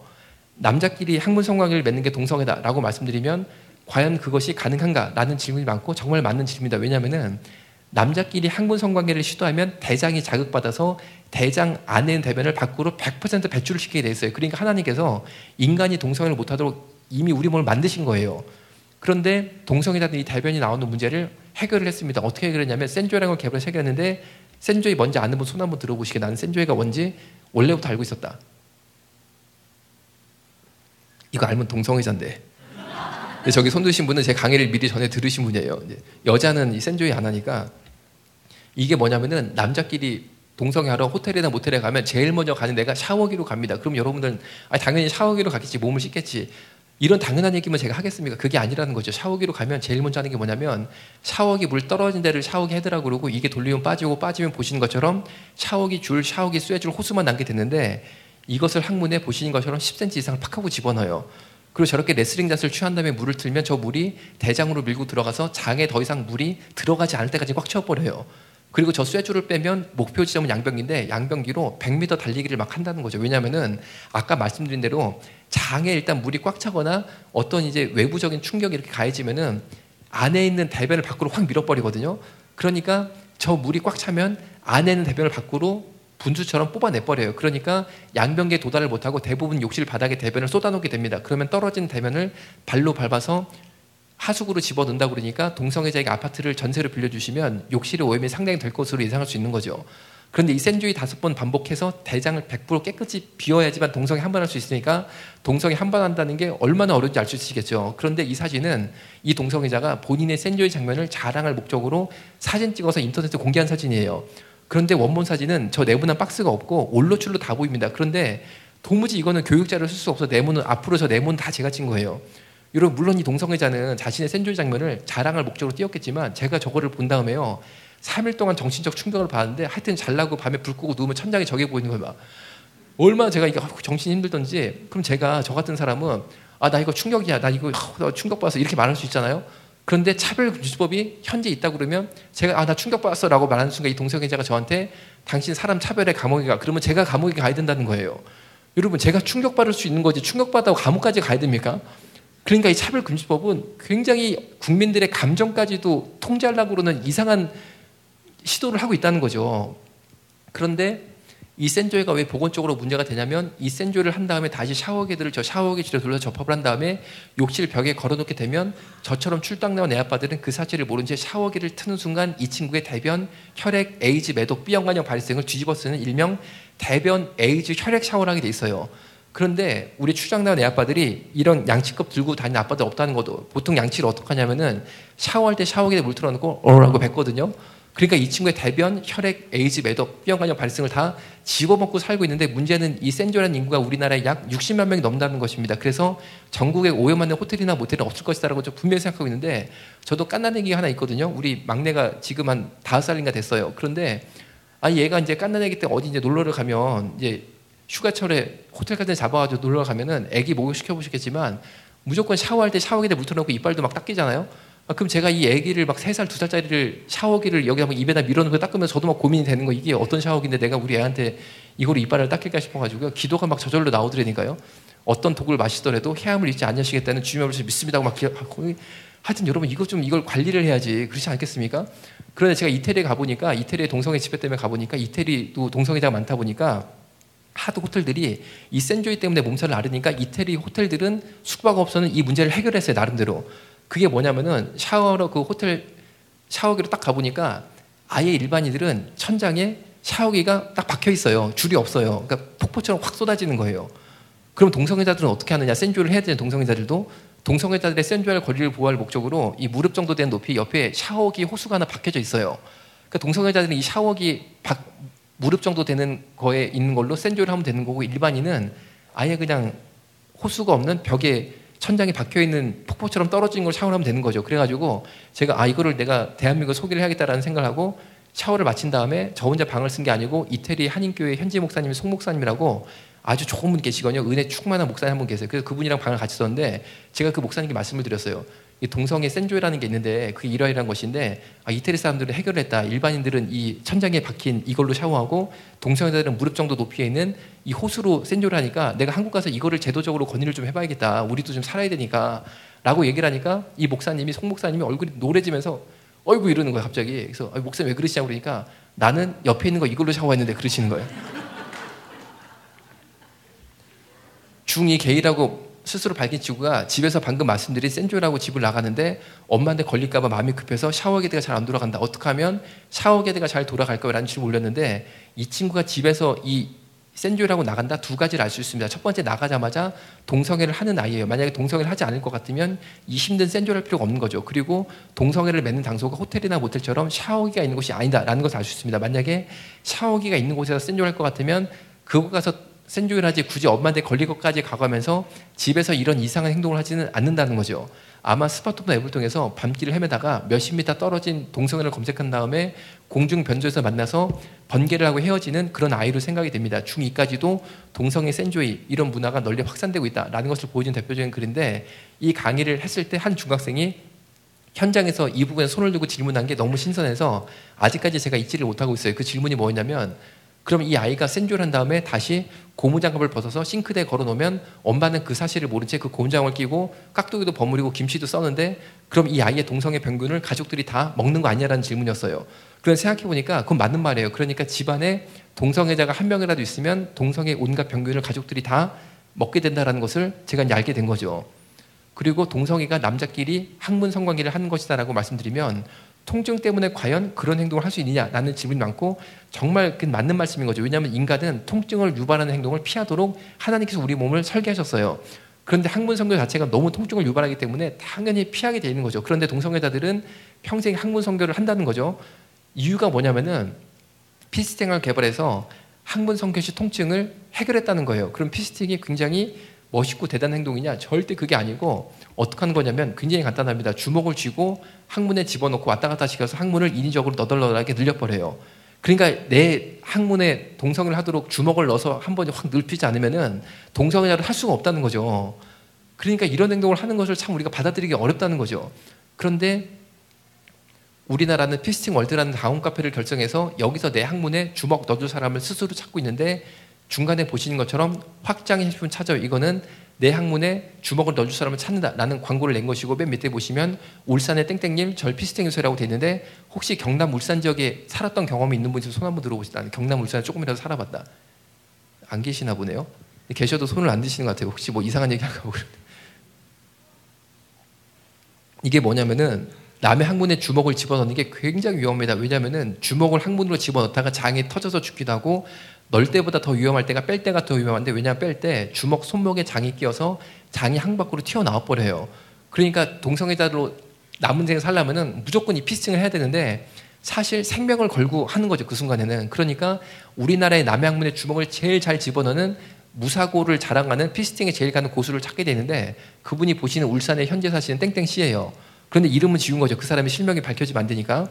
그래서 이 사람한테 이렇게 청을 올리면 이 사람은 저 밑에 댓글을 달려서 울산의 땡땡 모텔에 몇 시까지 와라. 그러면 KTX 타고 울산까지 가서 항문에 주먹 넣는 행동을 당한 다음에 다시 KTX 서울 올라오는 거예요. 고1 남학생이 방금 말씀드린 피스팅 하다가 장이 항 밖으로 튀어나와서 고민이다라는 글을 올리고 있습니다. 고1이 벌써부터 장이 항 밖으로 튀어나오면 이 아이의 미래는 어떻게 될까요? 이 집 부모님은 자기 자녀의 장이 항 밖으로 튀어나왔던 것도 모른 채 서울대 연고대 보내려고 엄청나게 공을 들이고 있겠죠 아마. 여러분 제발 여러분의 자녀들 공부 열심히 시키는 거 굉장히 귀한 거잖아요. 그런데 동성애 성적 유혹이 혹시 우리 아이 주변에 있지 않은지 파악하는 게 굉장히 중요하고 제일 간단히 확인할 수 있는 방법은 아까 보여드린 동성애자 앱이 깔려있나 안 깔려있나 우리 자녀 핸드폰을 수시로 봐주는 거예요. 이 노란색 광고 전단지가 바로 동성애 성적 지향을 말하고 있는데 SM석 구함, 바텀석 구함이라고 되어 있습니다. 이게 바로 성적 지향인데 우리가 성적 지향이란 말도 말은 많이 들어봤지만 내용이 뭔지는 사실 잘 모르는 거죠.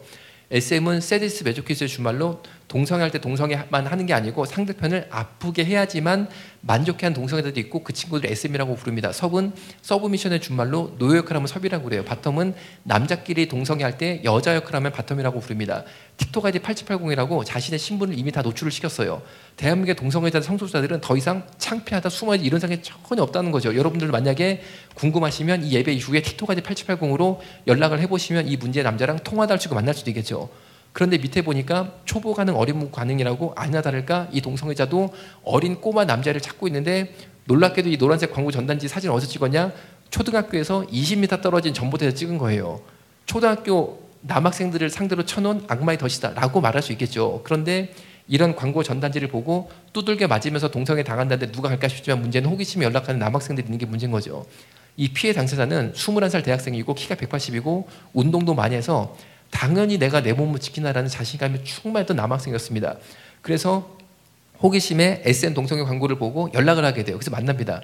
만나니까 팔목에 수갑을 채우더라는 거예요. 까짓거 내가 팔목에 수갑 차도 감히 내가 키가 180이고 운동을 해가지고 내가 몸짱인데 누가 나를 해코지 해가지고 자신감이 충만했었는데 절대 마귀역사인 데는 가시면 안 된다는 거죠. 왜? 마귀역사는 우리가 생각하는 것을 초월해버리더라는 거죠.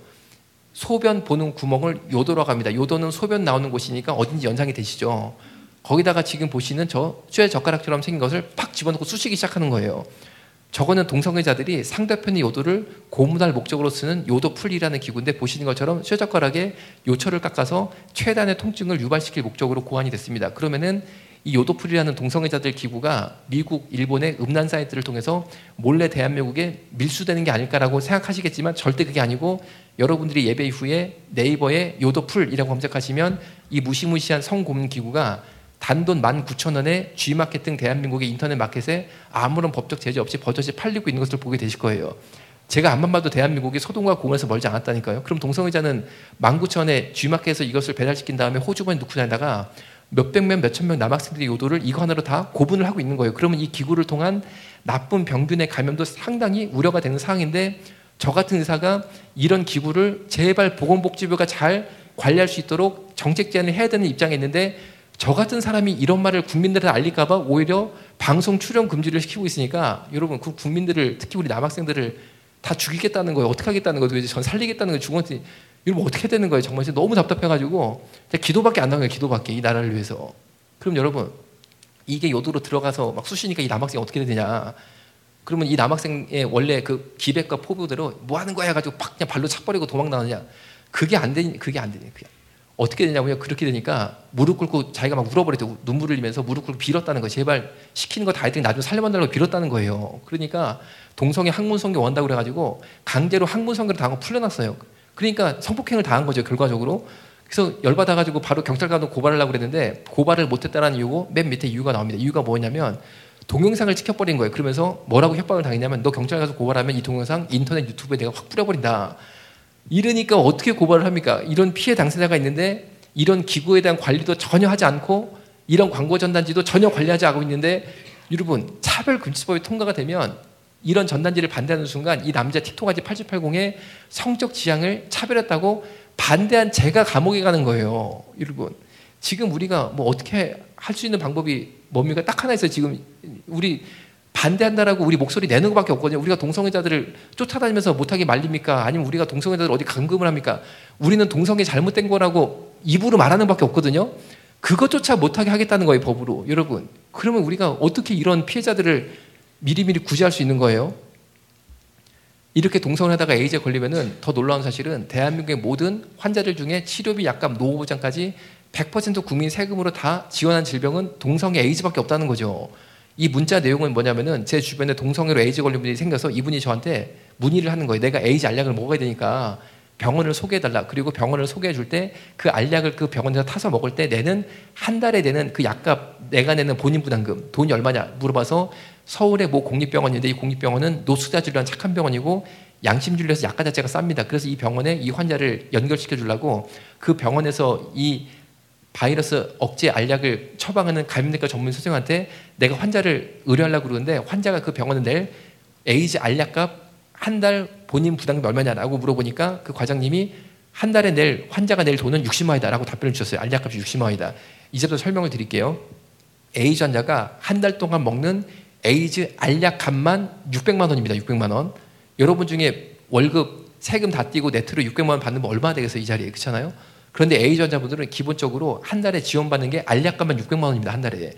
그런데 600만 원 약값이 딱 나오면요. 90% 540만 원은 국가가 병원에 바로 줘버려요.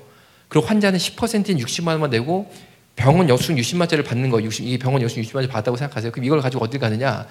보건소를 가요. 여러분 치면 용인 보건소 이렇게 수지구 보건소 가겠죠. 가서 이 영수증을 딱 보여주면 60만 원 현찰로 바로 줘버려요. 이렇게 에이즈 알약값 600만 원 전액 100% 국민 세금으로 다 지원을 받고 있는데 이렇게 약을 먹다가 몸에 아픈 일이 생겨서 예를 들면 분당 서울대병원 같은 데 갔단 말이에요. 가면요. 여러분 분당 서울대병원 혹은 재생병원, 차병원 입원해 보셨겠지만 엄청나게 비쌉니다. 입원하려면요. 하여튼 돈 엄청나게 나옵니다. 그런데 동성애 에이즈 환자만큼은 그 입원비, 치료비 전액 100% 국민 세금을 다 지원하고 있어요. 그리고 여러분 입원해 보셨겠지만 몸이 아프니까 간병사를 써야 되잖아요. 그러면 간병사 쓰면요. 하루에 일당이 9만 원이에요. 그 간병비 때문에 또 한 번 허리가 휘는데 동성애 에이즈 환자분들을 간병하려면요. 간병사 일당이 얼마냐? 20만 원이 넘어갑니다. 20만 원이. 그런데 매일 발생하는 20만 원 이상의 고가의 간병 비용까지도 100% 국민 세금으로 다 지원하고 있어요. 제가 의료계에서 병원에서 보니까 동성애 에이즈 환자분이 대한민국 최고의 귀족 집단이에요. 그 어떤 집단도 이런 혜택을 받는 집단이 전혀 없습니다. 여러분 드러나 보셨습니까? 간병비까지도 다 치료비뿐 아니라 다 지원해주고 있다. 그런 사람이 대한민국 어디가 있어요? 그런데 그뿐 아니라 에이즈 환자가 댁에 계시게 되면 에이즈 환자분 댁에 계신 동안 입맛 떨어지면 안 된다고 국가가 댁까지 반찬까지 배달해 드려요. 그뿐 아니라 예를 들어 제주도 에이즈 환자가 나는 제주도 의사를 못 믿겠고 제일 유명한 서울대학병원이나 신촌 세브란스병원을 가야겠다. 그러면 매달 왕복 비행값 교통비가 발생을 하겠죠. 그 왕복 비행값 교통비까지도 동성애 에이즈 환자분들 100% 국민 세금으로 다 지원하고 있어요. 그러니까 제가 이해가 안 되는 것은 같은 병원 안에 나라를 위해 싸우다가 발목지뢰로 다리가 없어진 우리 상이용사도 계시거든요. 그리고 이쪽에는 동성 A전자도 있거든요. 그런데요, 같은 병원에 입원을 했는데 우리 보훈의사들, 상용사들보다도 동성 A전자가 훨씬 혜택이 좋은 거예요. 그러니까 제가 아직까지 이해가 안 되는 것은 왜 대한민국은 나라를 위해 부상을 입은 우리의 상위용사들보다도 동성애 A전자분들이 훨씬 더 귀한 대접을 받고 있는데 전 그게 이해가 안 돼요. 과연 나라를 위해 싸우다가 몸 하나를 크게 다치는 것보다 동성애다 에이즈 걸리는 게 훨씬 우리가 보존을 가질까요? 저 무지개 육각형이 동성애 사이트 기호입니다. 그러니까 어떤 청년이 열심히 인터넷을 하고 있는데 저 무지개 육각형이 떠 있다 그러면 동성애자다라고 판단할 수 있는 거죠. 그런데 동성애 사이트에 동성애자를 스스로도 올린 글을 본다 하더라도 보시는 것처럼 요새 노코나자는 동성애자들이 너무 많아서 고민이다라고 하고 있습니다. 노코는 노콘돔의 준말로 콘돔 없이 동성애 하는 친구들을 노콘이라고 부릅니다. 그래서 콘돔 없이 동성애 하자라고 그러면 뭐라고 그러면 야, 너 콘돔 없이 하다가 에이즈 걸리면 어떡하려고 그래? 라고 물어보면 이 노코나자는 동성애자가 뭐라고 말을 하냐면 어차피 나 에이즈에 걸려도 국가가 국민 세금으로 내 인생 완전 책임져 주는데 뭐가 걱정이냐. 난 차라리 콘돔 없이 동성애하다가 에이즈 걸리는 게 훨씬 더 유익하다고 말을 한다는 거예요. 대한민국이 세계 최고의 동성애 복지가 동성애 천국이 이미 돼버렸고 그 결과 동성애자들은 에이즈에 대한 경각심이 보시는 것처럼 무뎌졌다는 거죠. 그래서 어떻게 되냐? 이런 결과가 나타났으니 전 세계적으로는 지난 15년 동안 에이즈 환자 수가 무려 35%가 줄었습니다. 즉 다른 나라들은 별로 에이즈 퇴치 노력 안 해도 저절로 35%가 줄었어요. 그런데 대한민국만 보시는 것처럼 에이즈 환자 수가 기하급수적으로 는 세계 유일 국가가 됐다는 거죠. 미국의 동성애자들이 많으니까 에이즈가 늘 것 같잖아요. 아니에요. 미국은 에이즈 환자가 매년 줄어요. 왜? 미국은 에이즈 걸리면요, 약값은 자기가 부담합니다. 그러니까 겁나가지고 에이즈 걸리겠어요. 엄청 조심하는 거죠. 아프리카가 의료 후진국이니까 에이즈가 막 늘겠지? 절대 아니라니까요. 아프리카도 에이즈 환자가 매년 줄고 있어요. 이렇게 에이즈 환자가 느는 나라는 세계 대한민국 유일인데 왜 이렇게 됐습니까? 과도한 동성애 에이즈 복지 정책 그리고 동성애 인권 때문에 이 현상이 나타나는데 지금 한국 사회가 여기서 뭔가 제도를 바꾸거나 뭔가 이 흐름을 막지 못하면은 큰일 날 때가 온다는 것이고 2013년도가 동성애 에이즈 문제로 대한민국의 사회적 비용이 4조를 초과한 첫 해였고 물가 상승까지 포함하면 2018년도 작년이 동성애 에이즈 문제로 대한민국 사회적 비용이 얼마가 발생했느냐? 8조가 발생해 8조가. 여러분 동성애 에이즈 문제로 작년에 우리가 8조의 사회적 비용을 부담했다는 걸 아는 사람 누가 있어요? 왜 이런 거는 왜 안 알리는 거예요? 여러분 너무 이상한 거 아니에요? 그러니까 제가 현장에서 이렇게 알리는 게 전부지 이렇게 제가 백날 알려봤자 몇 명한테 알리겠습니까? 그렇잖아요? 그러니까 참 이거 어떻게 되는 거예요? 이거 어떻게 되는 거예요? 8조가 무슨 돈입니까? 이게 8조가 무슨 돈? 200만 원짜리 일자리, 공공일자리 160만 개를 만들어요. 160만 개를. 8조면 8조면 40만 개를 만들어요. 40만 개. 그게 무슨 돈입니까? 취직 안 된 우리 청년들요. 싹 다 공무원 취직시킬 돈이라는 거예요. 여러분. 청년 실업 문제 해결할 정도의 크기를 동성애 에이즈 문제로 부담하고 있는데 이거를 더 잘해보겠다고 한다? 진짜 전 이해가 안 되고 우리나라가 이렇게 동성애 세계 최고의 천국 복지국가인데 이것 한 가지가 남아서 동성애 단체는 대선 후보로 나섰던 유력 정치인들에게 이것을 해결해달라고 부탁을 했고 당시 대선 후보로 나섰던 유력 정치인들은 이것을 해주겠다라고 답변을 해서 현재 거의 되기 일보 직전인데 그게 뭐냐면 트랜스젠더에 대한 내용이고 트랜스젠더는 뭐냐면 남자가 여자처럼 되고 싶어서 고가의 성전환 수술을 받게 되는데 성전환 수술이 간단히 생각하시면 전신 성형이라고 생각하시면 돼요. 온몸을 남자가 여자처럼 싹 고쳐버리는 거죠. 그런데 여러분 성형외과 가보시면은 압구정동의 유명한 성형외과는 굉장히 비싸고 또 그냥 좀 싼 데는 싸죠. 그런데 당연히 비싼 데 가서 하려고 그러죠. 잘하니까. 성형수술이 이렇게 비용이 천차만별이기 때문에 마찬가지로 성전환 수술도 비용이 천차만별인데 잘하는 데 가서 제대로 하려면 1억 이상이 들어요. 온몸을 싹 다 고쳐주니까. 그런데 이 1억이 넘어가는 고가의 성전환 수술 비용과 그 다음에 죽을 때까지 맞아야 되는 고가의 여성 호르몬 주사값의 80% 이상을 국민 세금으로 내달라고 주장을 하고 있어요. 여러분 멀쩡한 남자가 여자 되겠다는데 80% 돈을 우리가 내야 됩니까? 정말 저는 참 큰일 났어요. 큰일 났어요. 그런데 지난 대선이 한 2, 3년 전이었죠. 그때 유력 대선 후보 중에 한 분이 현재 경기지사 이재명 지사님이세요. 이분이 차기 대선에도 굉장히 유력합니다. 이분이 성남 시장 하시다가 경기지사가 되셨죠. 그런데 이분이 대선 후보로 나서셨을 때 공약을 발표한 게 뭐였냐면은 전국 관공서 직원, 관공서 직원이니까 공무원을 뜻하는 겁니다. 전국 관공서 직원과 은행 직원의 은행도 요새 전문의들 취직하려고 굉장히 애를 많이 쓰는 직장 중에 하나거든요. 관공서 직원과 은행 직원의 30% 이상을 성소수자로 채용하겠다라고 공약을 발표하셨어요. 아프리카 우간다가 전 국민의 60%가 에이즈 환자다라는 당시 한겨레 신문 보도였는데 에이즈가 만만한 문제가 아니고 방치할 경우에 나라 하나가 멸망할 만한 문제의 크기를 지녔다라는 것을 보여주고 있는 것입니다. 그런데 무세벤이라는 기독교인이 대통령이 되면서 이 나라를 살릴 목적으로 특별한 법을 만들었는데 그게 바로 동성애 처벌법이었어요. 동성애 처벌법이 뭐냐면 우간다는 대한민국처럼 동성애 합법 동성애 자유국가가 아니고 동성애 하다가 걸리면 감옥에 들어갑니다. 그러니까 우간다의 동성애자들이 무서워서 동성애를 끊기 시작했고 그 결과 60%대 에이즈 환자 수가 현재 아프리카 우간다가 4%까지 떨어져요. 여러분, 우간다가 우리나라보다 선진국일까요? 아니 우간다는 60%도 4% 떨어지는데 왜 우리만 그렇게 느냐고요, 우리만. 그러니까 우리도 뭔가 진짜 이제 하나님을 사랑하는 정치인이 나타날 때가 드디어 됐어요. 그래서 뭔가 이 나라를 바르게 이렇게 인도를 해야지. 여러분 지금 큰일 난 거지. 안 봐도 이거 정말 기도밖에 안 나온다니까요. 그런데 동성애자는 주장하기를 꼭 동성한다고 에이즈 걸리는 게 아니고 콘돔만 잘 사용하면 에이즈를 예방할 수 있다라고 하지만 이게 대표적인 거짓말이고 보신 것처럼 콘돔의 실패율이 15%입니다. 콘돔만으로 에이즈를 예방할 수 없다는 거죠. 이 분홍 손톱의 주인공인 젊은 여성이 콘돔만으로 에이즈를 완벽하게 예방할 수 있다라는 거짓말로 사실로 믿고 성매매 업소에 취직해서 2년 동안 일을 하게 됩니다. 그래서 2년 동안 일을 한 동안 손님들한테 죽기 살기로 콘돔을 잘 사용시켰는데 2년 만에 그 업소 생활을 청산하고 청산 기념으로 병원 가서 검사를 해보니까 보시는 것처럼 온갖 병은 다 걸려 있었다는 거죠. 절대 콘돔만으로 에이즈나 성병을 예방할 수 없다는 것입니다. 또 어떤 분들은 말씀하시기를 왜 이렇게 한국교회가 동성애단체를 가로막느냐라고 말을 하지만 이게 사실과 정반대라는 거죠. 지금 보시는 공지사항은 동성애자 인권연대, 성소수자 인권연대 공지사항을 캡처한 건데 보시는 것처럼 호모포비아 그들은 누구인가 혐오 세력 주요물 뒷조사라고 나와 있습니다. 그러면은 호모포비아 혐오 세력이 누구냐 풀어서 설명을 드리면 2017년도 12월 연말에 바로 이 공지사항에 올해에 동성애 혐오인멸 3인방이라고 해서 동성애 주적 3명을 살생부를 띄웠는데 그 중에 한 명이 바로 저희 여반섭이에요. 근데 제 강의를 지금까지 들어보셨겠지만 제가 동성애자들 돌로 쳐주게 된다. 저는 그런 생각도 없고 그런 말을 한 적도 없습니다. 다만 제 강의의 주제는 동성애의 실제 모습과 동성애로 에이즈에 걸리면 국민 세금으로 다 부담한다라는 지극히 사실만을 말할 뿐인데 이런 사실을 말한다는 이유로 제가 동성애자 살생부 3명 안에 들어갔다는 것은 대한민국에 동성애 혐오물이 없다는 거죠. 그런데 이걸 보시는 것처럼 저 같은 사람 뒷조사를 해가지고 해칠 국리를 해가지고 주기적으로 이 친구들이 계속 발표를 하고 있는데 아무래도 무슨 일이 조금씩 있을 것 같잖아요. 한 가지만 소개를 드리면 제 핸드폰으로 테러 문자가 오는데 이태원의 남자 동성애자들 수십 명을 풀어서 저를 성폭행하겠다 이런 문자를 보내요. 근데 저는 그런 문자를 봐도 조금 더 개의치 않고 웃고 넘어가는데 어떻게 웃고 넘어가냐면 아 내가 그 친구들이 볼 때 매력이 있나 보다 별 생각을 다 하는가 웃고 넘어가는데 이게 수영을 왜 길렀냐면 이게 무슨 뭐 때문에 기른가 좀 이유가 있어요. 이렇게 다니다 보면은 현장에서 동성애자들하고 굉장히 크게 부딪힐 때가 있습니다. 예를 들면은 3년 전에 서울대 총학생회장으로 동성애자 김보미 씨가 나 동성애자라고 하고 당선이 됐어요.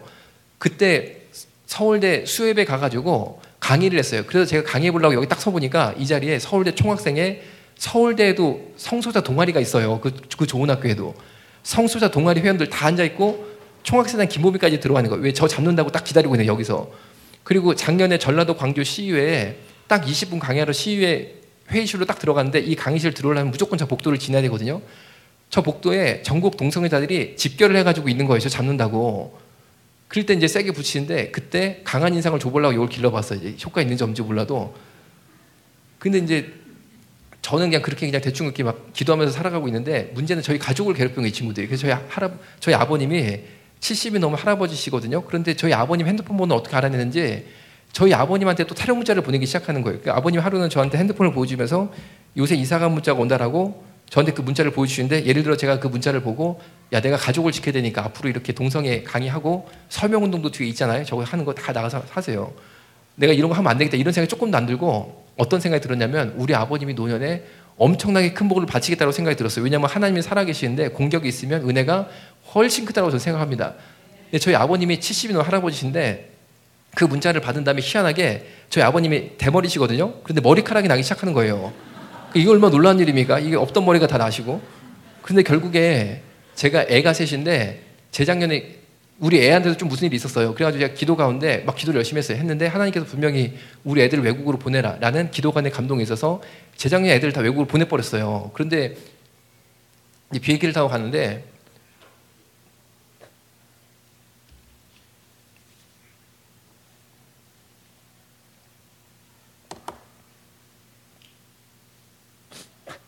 그때 우리 막내 꼬마가 새돌이 안 됐었는데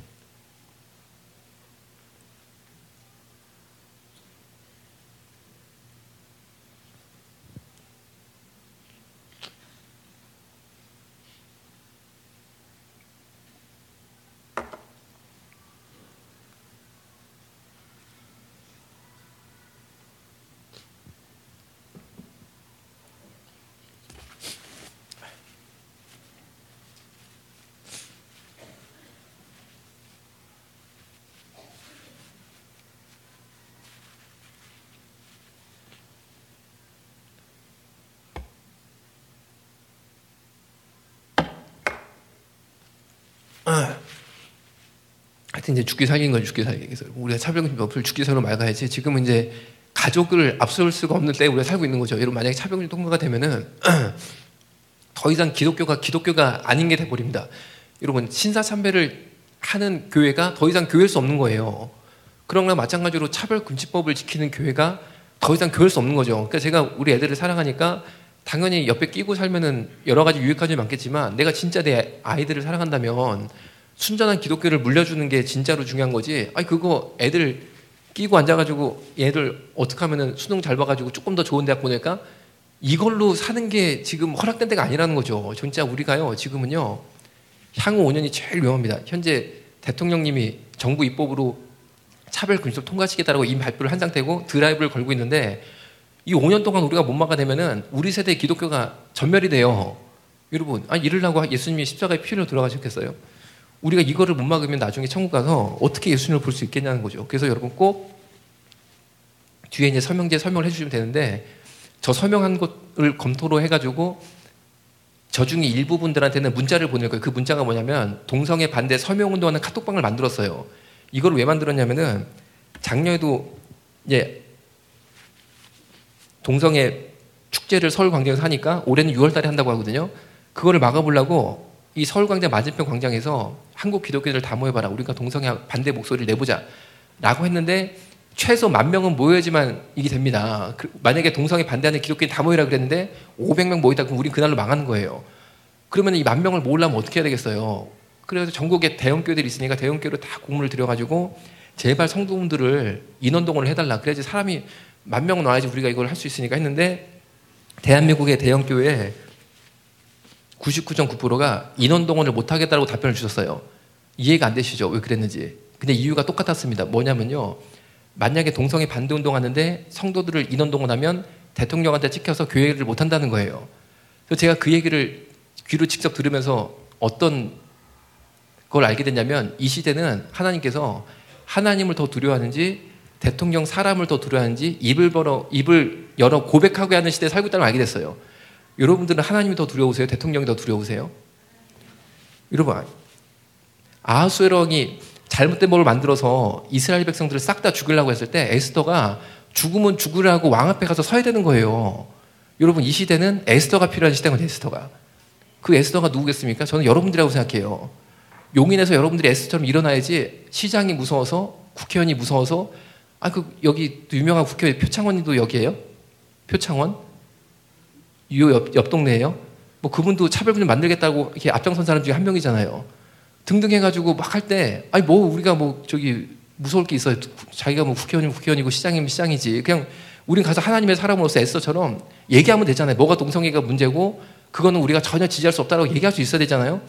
그런데 그런 목소리를 내면 찍혀서 뭐가 안 될까 봐 대형교회들은 다 열애를 해달라는 자기는 열애하겠다는 거예요. 그럼 어떻게 합니까? 그래서 어떻게 했어요? 그래가지고 기도만 한 거죠. 열심히 기도만 했는데 결국 어떻게 됐냐면은 인원동원을 안 했는데 하나님이 보내주신 개인들 개미군단들이 이제 하나하나씩 진짜 온 사람 그 사람으로 10,000명을 초과시켰어요. 그 사람으로. 그러니까 이게 하나님의 방법이나 저도 이제 인간인지라 인간적인 생각으로는 대형교회가 도와줘야지만 그래도 버스로 사람을 실어 날르고 막 성도들 광고해가지고 팍 해야지만 10,000명 채우겠다고 생각했는데 하나님의 방법은 그게 아니었어요. 그냥 이렇게 여러분들 중에도 마음 뜨거워지신 분들은 이거 하는구나 하면은 자기 돈 들여가지고 자기 시간 내가지고 그냥 이렇게 오시는 거죠. 개인적으로. 이런 사람은 10,000명을 넘겼다니까요. 그러니까 결국에 하나님께서 분명히 차별금지법을 막아주실 것이라고 믿고 있어요. 그래서 이름하고 전화번호를 남겨주시면은 이 동성애 반대 카톡방은 단체도 아니고 회비도 없고 모임도 없습니다. 다만 뭐라 하냐면 지금 말씀드린 것처럼 집회 정보하고 반대 서명 정보를 올려드려요. 그러면은 보시고 반대 서명 하시는데 인터넷에서 30초도 안 걸리네요. 30초도. 청와대 청원 넣으면은 청와대 청원 사인하는데 30초도 안 걸려요. 그런데 작년에 국가인권기본계획 통과했을 때 당연히 청와대 청원을 먼저 시도를 했는데 야 이거 차별금지법 독소조항 들어가 있으니까 이거 빼달라고 청원하자라고 했는데 몇 명 모았을까요? 한국 기독교인들 중에 몇 명 모을 수 있었을까요? 20만 명을 넘어야지만 청와대 답변을 듣거든요. 그런데 10만 명 모았어요. 10만 명. 그러니까 청와대 청원 도달에 실패했어요. 왜 우리가 동성한테 이렇게 일방적으로 두들겨 맞고 있습니까? 이유가 간단해요. 동성애자들은 무조건 60만 표가 뭐예요? 무조건 60만 표가. 한국교회는 모이면 10만 표 모이더라고 해보니까. 그럼 당연히 정치한 입장에서는 60만 표를 편을 들겠어요? 10만 표 표를 들겠어요? 그러니까 결국에 우리가 밀리는 이유는 우리가 하나 되지 못해서 그런 거고 우리가 헌신하지 못해서 그런 건데 그 헌신도 대단한 헌신이 아니고 30초면 되는 그 서명을 못 해가지고 우리가 이루고 있다니까요. 그러니까 여러분 꼭 나갈 때 저 이름하고 전화번호 적어주시고 그 중에 지속적으로 할 수 있는 분이라고 생각이 들면 이 카톡방 주소 계속 서명할 수 있는 정보를 드리는 그 문자로 주소를 넣어드립니다. 그러면 그 문자를 클릭하면 자동으로 들어가니까 하여튼 여러분들 우리 예수님 다시 만날 때까지 대한민국의 차별금지법 꼭 막을 수 있게 되기를 주님의 이름으로 부탁을 드리겠습니다. 그럼 동성애단체가 왜 이렇게 강해졌느냐, 이 친구들이 한국교회를 이렇게 일방적으로 몰아붙인 이유가 뭐가 있느냐, 또 다른 큰 이유가 동성애단체는 정치 결사체화됐다는 거죠. 통합진보당이 뭐 하다가 해산된지 다 아시잖아요. 그런데 통합진보당이 해산되자마자 우리나라의 동성애단체 A단체는 일제히 성명서를 발표하면서 통합진보당 해산 결정이 잘못됐다라고 규탄 성명서를 냈는데 내용이 뭐냐면 위에 빨간 줄처럼 통합진보당 3만 당원이랑 우리는 끝까지 함께하겠다라는 통합진보당 최후의 호위무사 세력을 자치한 세력이 바로 동성애단체였습니다. 그럼 동성애단체가 왜 이렇게 통합진보당의 최후의 호위무사 세력을 자치했느냐? 통합진보당이 해산될 당시에 통합진보당 위원장 정민석 씨가 성소수자 인권연대의 직전 대표였어요. 그리고 현재 성소수자 인권연대 대표 곽희경 씨가 통합진보당의 전신인 민노당이 영등포지구 대의원 출신입니다. 즉 통합진보당 세력과 성소수자 세력은 그간 한국 정치 역사상에서 한 배를 타고 정치 결사체화 됐었다는 거죠. 우리나라는 사상의 자유가 있어서 공산주의도 자유고 우리나라의 공산주의자들은 매년 공산주의대를 열고 있고 우리나라에 열리는 공산주의대 이름이 막시즘입니다. 막시즘이 마르크스주의죠. 공산주의죠. 그런데 우리나라에 열리고 있는 공산주의대의 주요 주제가 보시는 것처럼 동성애예요. 그리고 노동자연대는 우리나라 공산주의자들 기관 잡지인데 우리나라를 공산주의자들 기관 잡지인 노동자연대에 현재 성소수자 인권연대 대표 곽희경 씨가 글을 기고한 것을 본다 하더라도 마르크스주의 관점에서 성소수자 해방운동을 한다. 즉 대한민국의 성소수자 인권운동은 분명히 공산주의를 기반을 하고 있다라는 것을 스스로 밝히고 있습니다. 우리나라 공산주의대의 포스터인데 주요 주제가 6개밖에 없는데 그중에 당당하게 성소수자 해방운동과 마르크스주의, 분명히 성소수자 인권운동은 공산주의와 결탁이 돼 있다는 것을 스스로 밝히고 있을 뿐 아니라 공산주의를 상징하는 깃발이 그동안 소련 적색기였죠. 붉은 깃발 기억나시잖아요. 옛날 소련 상징 깃발. 그게 보시는 것처럼 동성애 상징인 무지개 깃발로 바뀌었더라는 거죠. 한국 교회 일부 교회들은 하나님은 동성애를 인정하셨다. 차별금지법을 만들어야 된다. 라고 주장하는 일부 교회가 있고 그 일부 교회 가장 대표적인 교회가 명동 향림교회입니다. 그러면 어떻게 교회가 또 혹은 목사님이 동성애를 하나님 인정하셨다 혹은 차별금지를 만들어야 했다라고 주장할 수 있냐는 거죠. 그런데 그 향림교회에서 하나님과 만난 동성애라는 예배를 드리겠다라는 광고인데 그럼 이 향림교회 정체가 뭐냐 살펴보면 왜 위인인가? 왜 우리는 김정은 위원장님을 위인으로 보게 되었느냐라는 세미나를 연 교회가 바로 향림교회라는 거죠. 즉 종북 세력들이에요. 그러니까 여러분 하나님의 말씀이 기반이 되면 어떻게 차별금지를 만들어야겠다? 동성애를 하나님 인정 이 말을 할 수 있냐는 거죠. 그 말을 할 수 있는 교회는 보시는 것처럼 분명히 김정은을 하나님 위에 올리고 섬기는 종북교회라는 거죠. 이게 우리나라 동성애 운동의 굉장히 특징적인 모습입니다. 2015년도 12월 연말에 광화문 일대에 민중총궐기대가 있었는데 이게 바로 촛불이고 여러분 촛불 모르는 사람은 없는 거죠. 그런데 이 촛불 시위 때 성소수자들은 촛불 사이로 섞여 들어가서 성소수자 권기대를 보시는 것처럼 열었는데 당시 대한민국이 성소수자를 차별하는 이유를 다 이렇게 포스터에 적어서 이런 문제 때문에 우리가 대한민국을 한번 부셔봐야겠다라는 각오로 광화문 일대에 집결을 하게 됐고 정경버스 부수고 보시는 것처럼 초록색 옷을 입은 남성은 정경버스 딱 붙더니만 주육에 불을 붙였어요. 저 불이 예수님을 꺼졌기를 망정이지 밑에 사진 보면 불 붙은 사진 보이죠?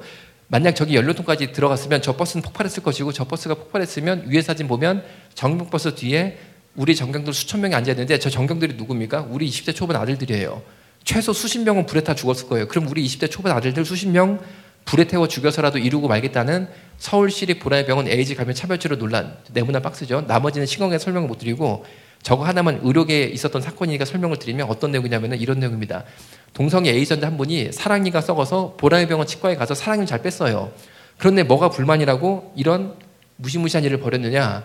이유는 이런 거였습니다. 사랑니를 뺐는데 피가 줄줄 나오니까 이 피가 만약에 치과 침대에 그냥 떨어지게 되면 치과 침대에 에이즈 바이러스가 묻게 되니까 그 다음부터 치료받을 일반들은 기분이 좋을 수가 없겠죠. 여러분들도 만약에 에이즈 바이러스가 묻은 치과 침대에 내가 살을 대고 치료를 받는다? 이거 좀 받아들이기 어렵잖아요. 그래서 이거를 예방할 목적으로 치과 침대에 비닐을 댔습니다. 그래서 피가 비닐 위로만 떨어졌고 비닐을 걷어내니까 치과 침대는 깨끗했어요. 그런데 이게 불만이라고 광화문대 집결을 해가지고 다 죽여보겠다라고 시위를 벌인 거죠. 어떤 내용이냐면 이런 내용이었어요. 감히 너희 일반인들이 우리 동성애 에이즈 환자년 진찰받는데 건방지게 뿌시럭되게 비닐을 대 다 주고 막 이러고 나온 거예요. 이게 과연 차별일까요? 이것 때문에 우리 일반 시민들이 불에 타 죽어야 되는 걸까요? 이게 뭘 말합니까? 이미 우리나라의 동성애 인권운동이 귀족화됐다는 거죠. 그리고 동성애는 좋은 것이다 라는 철학을 완성한 2명의 프랑스 철학자가 있는데 그중에 한 명이 미셸 푸코입니다. 홍석천 씨하고 좀 닮았죠. 그런데 이분이 사실은 동성애자였고 결국 에이즈에 걸려서 10년 동안 죽을 고생하다가 60도 못해서 죽은 사람이었어요.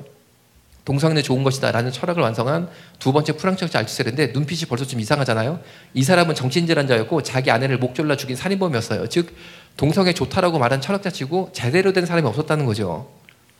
트랜스젠더란 말도 다 들어보였겠지만 트랜스젠더라는 말을 만든 존 머니 악마적인 실험을 아는 사람들은 거의 없다는 것입니다. 저 데이비드 라이머가 귀엽게 생겼는데 쌍둥이를 출생을 합니다. 그런데 2살 때 부모님이 이 아이를 포경수를 시켰는데 2살 아기 고추가 너무 작다 보니까 의사 선생님이 자르다가 잘못 잘라서 아기 고추까지 같이 잘라버렸어요. 그런데 당시 미국의 존스 홉킨스 병원이 미국에서 제일 좋은 대학병원이었는데 이 병원이 세계 최초로 성전환 수술 방법이 개발이 됐는데 수술 방법은 개발이 됐지만 환자를 못 찾고 있었습니다. 그런데 이 아이 뉴스를 들으니까 너무 딱 맞는 경우가 생긴 거예요. 그래서 저 존 머니가 이 집을 찾아가서 대개 아들이 어차피 고추가 없었으니까 차라리 여자로 바꿔버리자 해가지고 부모님이 설득이 돼서 2살 자기 꼬마 아이를 여자로 바꿔버립니다. 그리고 이 아이의 성장 과정을 저 존 머니가 계속 개입해서 연구 관찰한 다음에 트랜스젠더라는 말을 만들어서 성전환 수술로 트랜스젠더를 만들어 보니까 진짜 좋다라는 사상을 전 세계에 확산시키고 그 사상이 대한민국까지 들어온 거죠. 그런데 이 아이가 성장한 이후에 기자회견을 통해서 눈물을 막 흘리면서 존 머니는 악마다라고 발표를 합니다. 그래서 기자들이 깜짝 놀라서 존 머니가 뭐가 나쁘냐, 당신 때문에 트랜스젠더라는 말 만들어서 전 세계 확산을 시켰는데 뭐가 나쁘냐 그러니까 이 아이가 충격적인 사실을 말하는데 그게 뭐였냐면 이 아이가 수술받은 여자 꼬마였을 때 하루는 저 존 머니가 이 집을 찾아와서 너 진짜 여자로 살려면 남자랑 성관계할 줄 알아야 된다라고 하면서 이 아이는 당연히 여자 역할을 한 거고 그리고 남자 꼬마를 추가로 데리고 와서 두 아이한테 포르노를 보여주고 따라하게 실습을 시켰어요. 그래서 두 아이가 포르노를 보고 성실습을 했는데 이 아이는 여자 역할을 했고 남자 역할을 한 아이가 누구냐? 데이비드 라이머의 쌍둥이 형인 데이비드 브라이언을 시켰어요. 그러니까 형제끼리 성실습을 하게 된 거죠. 그런데 그때만 해도 그게 뭔지도 모르고 존 머니가 시키니까 맹목적으로 따라했지만 성장한 이후에 그게 얼마나 무서운 행동인지 알아서 이 데이비드 라이머는 38살 되는 애 총으로 머리 쏘고 자살합니다. 그리고 동생에게 성실습 남자 역할을 했던 형 데이비드 브라이언은 동생 죽기 2년 전에 약 먹고 죽어버려요. 두 아들이 죽은 다음에 이 집 부모님은 기자회견을 통해서 우리 아들 둘이 죽은 것은 존 머니의 악마적인 실험 때문에 죽었다라고 발표를 했지만 그래봤자 죽은 아들 둘이 돌아오진 않는 거죠. 우리나라가 아직 북한 해결이 안 된 안보 위기 속에 있는데 저 무지개 육각형이 동성애 사이트 기호다라고 이미 말씀드렸습니다. 그런데 대한민국의 동성애자들은 나라를 지킬 생각보다는 군대 안에서 학문성교 동성애 할 사람을 찾는데 더 열심을 내고 있다는 거죠. 15사단 동성애 나와라 클릭해보니까 엉덩이 항문 보여주면서 나랑 동성애자라고 광고를 공개적으로 올리고 있는데 저 네모난 박스는 제가 친 거고 원래는 이제 100% 올로출로 다 보이는 거죠. 여러분 군대 안에서 내 엉덩이 항문을 사진을 찍어서 올로출로 올리면서 군대 안에서 나랑 항문 선교를 하자 이런 군인을 믿고 우리가 일생생활을 하고 있다는 거죠. 심지어 네모반에서 동성했다라는 것을 사진 찍어서 떳떳하게 올리기도 하는데 저 네모난 박스는 제가 친 거 저걸 걷어내면 이 사람의 얼굴까지 다 보이고 무슨 행동을 하는지 적나라하게 다 보이는데 저는 국민으로서 한국 군대가 이렇게 운영되고 있다는 것에 대해서 불안감을 가질 수밖에 없다라는 거죠. 초급 간부도 동성애 요청을 하고 있고 장교도 부사관도 삼성장구 운전병도 사령부도 동성애 하려고 애를 쓰고 계시는데 심지어 밀리터리 게이 파티까지 열고 있는데 밀리터리 게이 파티는 번역하면 군대 내 군인 동성애자 성파티입니다. 군대 내 군인 동성애자 성파티를 할 만큼 이렇게 우리가 한가계에서 북한의 핵의 위기를 극복할 수 있을까요? 그런데 놀랍게도 군대 내 군인 동성애자 성파티를 하는데 밑에 보시면 이 군대 내 동성애 성파티를 공동 주최해 주시는 대한민국의 국회의원 5분이 계시다는 거예요. 그런데 그중에 가장 대표적인 분이 얼마 전에 소천하셨던 노회찬 의원이셨어요. 군형법 92조 이게 뭐냐면은 군대 안에서 남자 군인 둘이 학문 성관계를 하면 처벌하는 법입니다. 그런데 이건 당연한 거죠. 만약에 남자 군인, 여자 군인이 성관계를 맺어도 처벌받습니다. 그러면은 똑같이 남자 군인끼리 성관계로 처벌을 받는 게 맞는 거죠. 그런데 이 법이 동성애 인권을 침해한다라고 해서 대한민국 국회의원 10분이 이 법의 폐지안을 국회에 내놓은 상태예요. 그러니까 이 국회의원들 생각은 군대 안에서 동성애를 마음껏 원할 때 할 수 있어야 된다는 거예요. 그런데 이 폐지안이 나오자마자 보시는 단체가 아스팔트에 서서 군형법 92호를 폐지해야 된다라고 데모를 해주고 있는데 어느 단체가 나왔습니까? 보시는 것처럼 노동자연대라고 돼 있죠. 노동자연대가 뭐 한답니까? 아까 말씀드린 대한민국의 공산주의자들이에요. 그럼 대한민국 공산주의자들이 왜 이렇게 군형법 92호를 없애려고 애를 쓸까요? 만약에 이게 무너지게 되면은 그 10명 국회의원들의 소원대로 군형법 92호 유기 폐지하게 되면 대한민국 군대 안에 동성애 에이즈 확산이 무섭게 벌어지게 되고 대한민국 군대 안에 동성애 에이즈 확산이 무섭게 벌어지게 되면 누가 제일 좋아할까요? 북한의 돼지 3부자 중에 막내 돼지가 제일 좋아하겠죠. 북한의 막내 돼지가 제일 좋아할 만이들을 이렇게 대한민국 공산주의자들이 앞장서 해주고 있다? 그 뜻은 여러분들이 각자 음미하셔야 되는데 제가 무슨 말씀을 드리고 싶은 거냐? 이 사람들 얼굴에 보시면은 어떤 죄책감 혹은 어떤 거부감이 있습니까? 전혀 없죠. 너무 떳떳해요. 그런데 만약에 누군가는 이 사람들 맞은편에서 하나님의 소리, 선지자의 소리, 진리의 소리를 외치지 않으면 한국과 대한민국과 조국교회 미래가 이 사람들 손에 의해서 끌려가게 될 거라는 거예요. 여러분의 미래 그리고 한국교회 미래가 이 사람들이 원하는 대로 이 사람들이 핸들링한 대로 가서야 되겠습니까?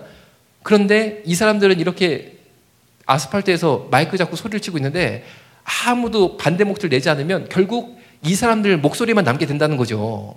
여러분들이 은혜 받고 성령 받은 거는 좋은데 그거로 끝나면은 결국 이 사람들이 여러분을 지배하는 시대에 곧 우리가 살게 되는데 우리가 행동하지 않으면 결국에 그 죄의 결과를 내 자녀들이 먹게 된다는 거예요.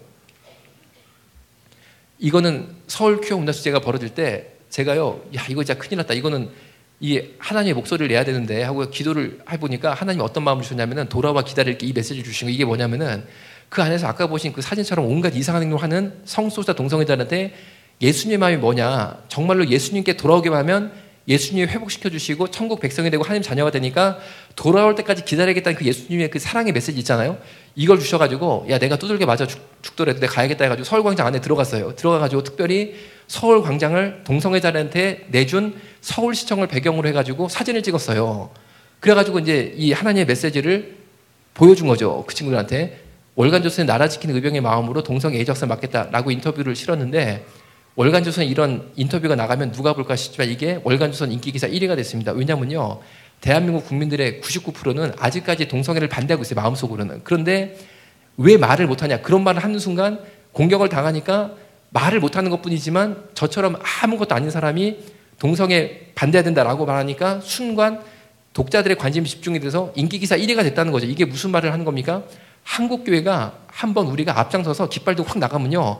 대한민국이 다 따라오게 돼 있어요. 그런데 누군가 앞장서서 못 나가면 그걸로 이 시대가 아까 보신 것처럼 그 이상한 사람들한테 끌려가는 시대를 맞이하게 된다는 거죠. 이건 KBS 9시 뉴스에 에이즈 급증 대책은 없는가라는 뉴스가 나갔는데 9시 뉴스니까 당연히 9시에 걸립니다. 그런데 오후 5시에 저희 병원에 갑자기 KBS에서 오셔가지고 5분 찍고 올라가서 4시간 만에 뉴스로 나왔어요. 그래서 왜 이렇게 급하게 됐냐고 물어보니까 그 기자님을 제가 그날 처음이자 마지막으로 만났고 전혀 아는 사이도 아니었거든요. 그분이 하시는 말씀이 KBS가 아는 의사가 되게 많다는 거예요. 그리고 그 의사 선생님들이 9시에서 한번 인터뷰를 하려고 그렇게 노력을 한다는 거예요. 그래가지고 우리나라가 에이즈가 급증하는 것은 명확한 사실이고 사회적 병도 너무 크니까 이거 좀 막아야 된다라는 인터뷰 기사를 의사한테 한번 받아야겠는데 막는 건 간단한 거예요. 동성애 막으면 되는 거거든요. 그래서 쉽게 생각해가지고 의사한테 다 전화를 해봤는데 다 거부를 하더라는 거예요. 이유가 뭐냐면은 만약에 내가 동성애 문제를 말을 하면 동성애자들한테 공격을 받아서 안 된다는 게 주 이유였다는 거예요.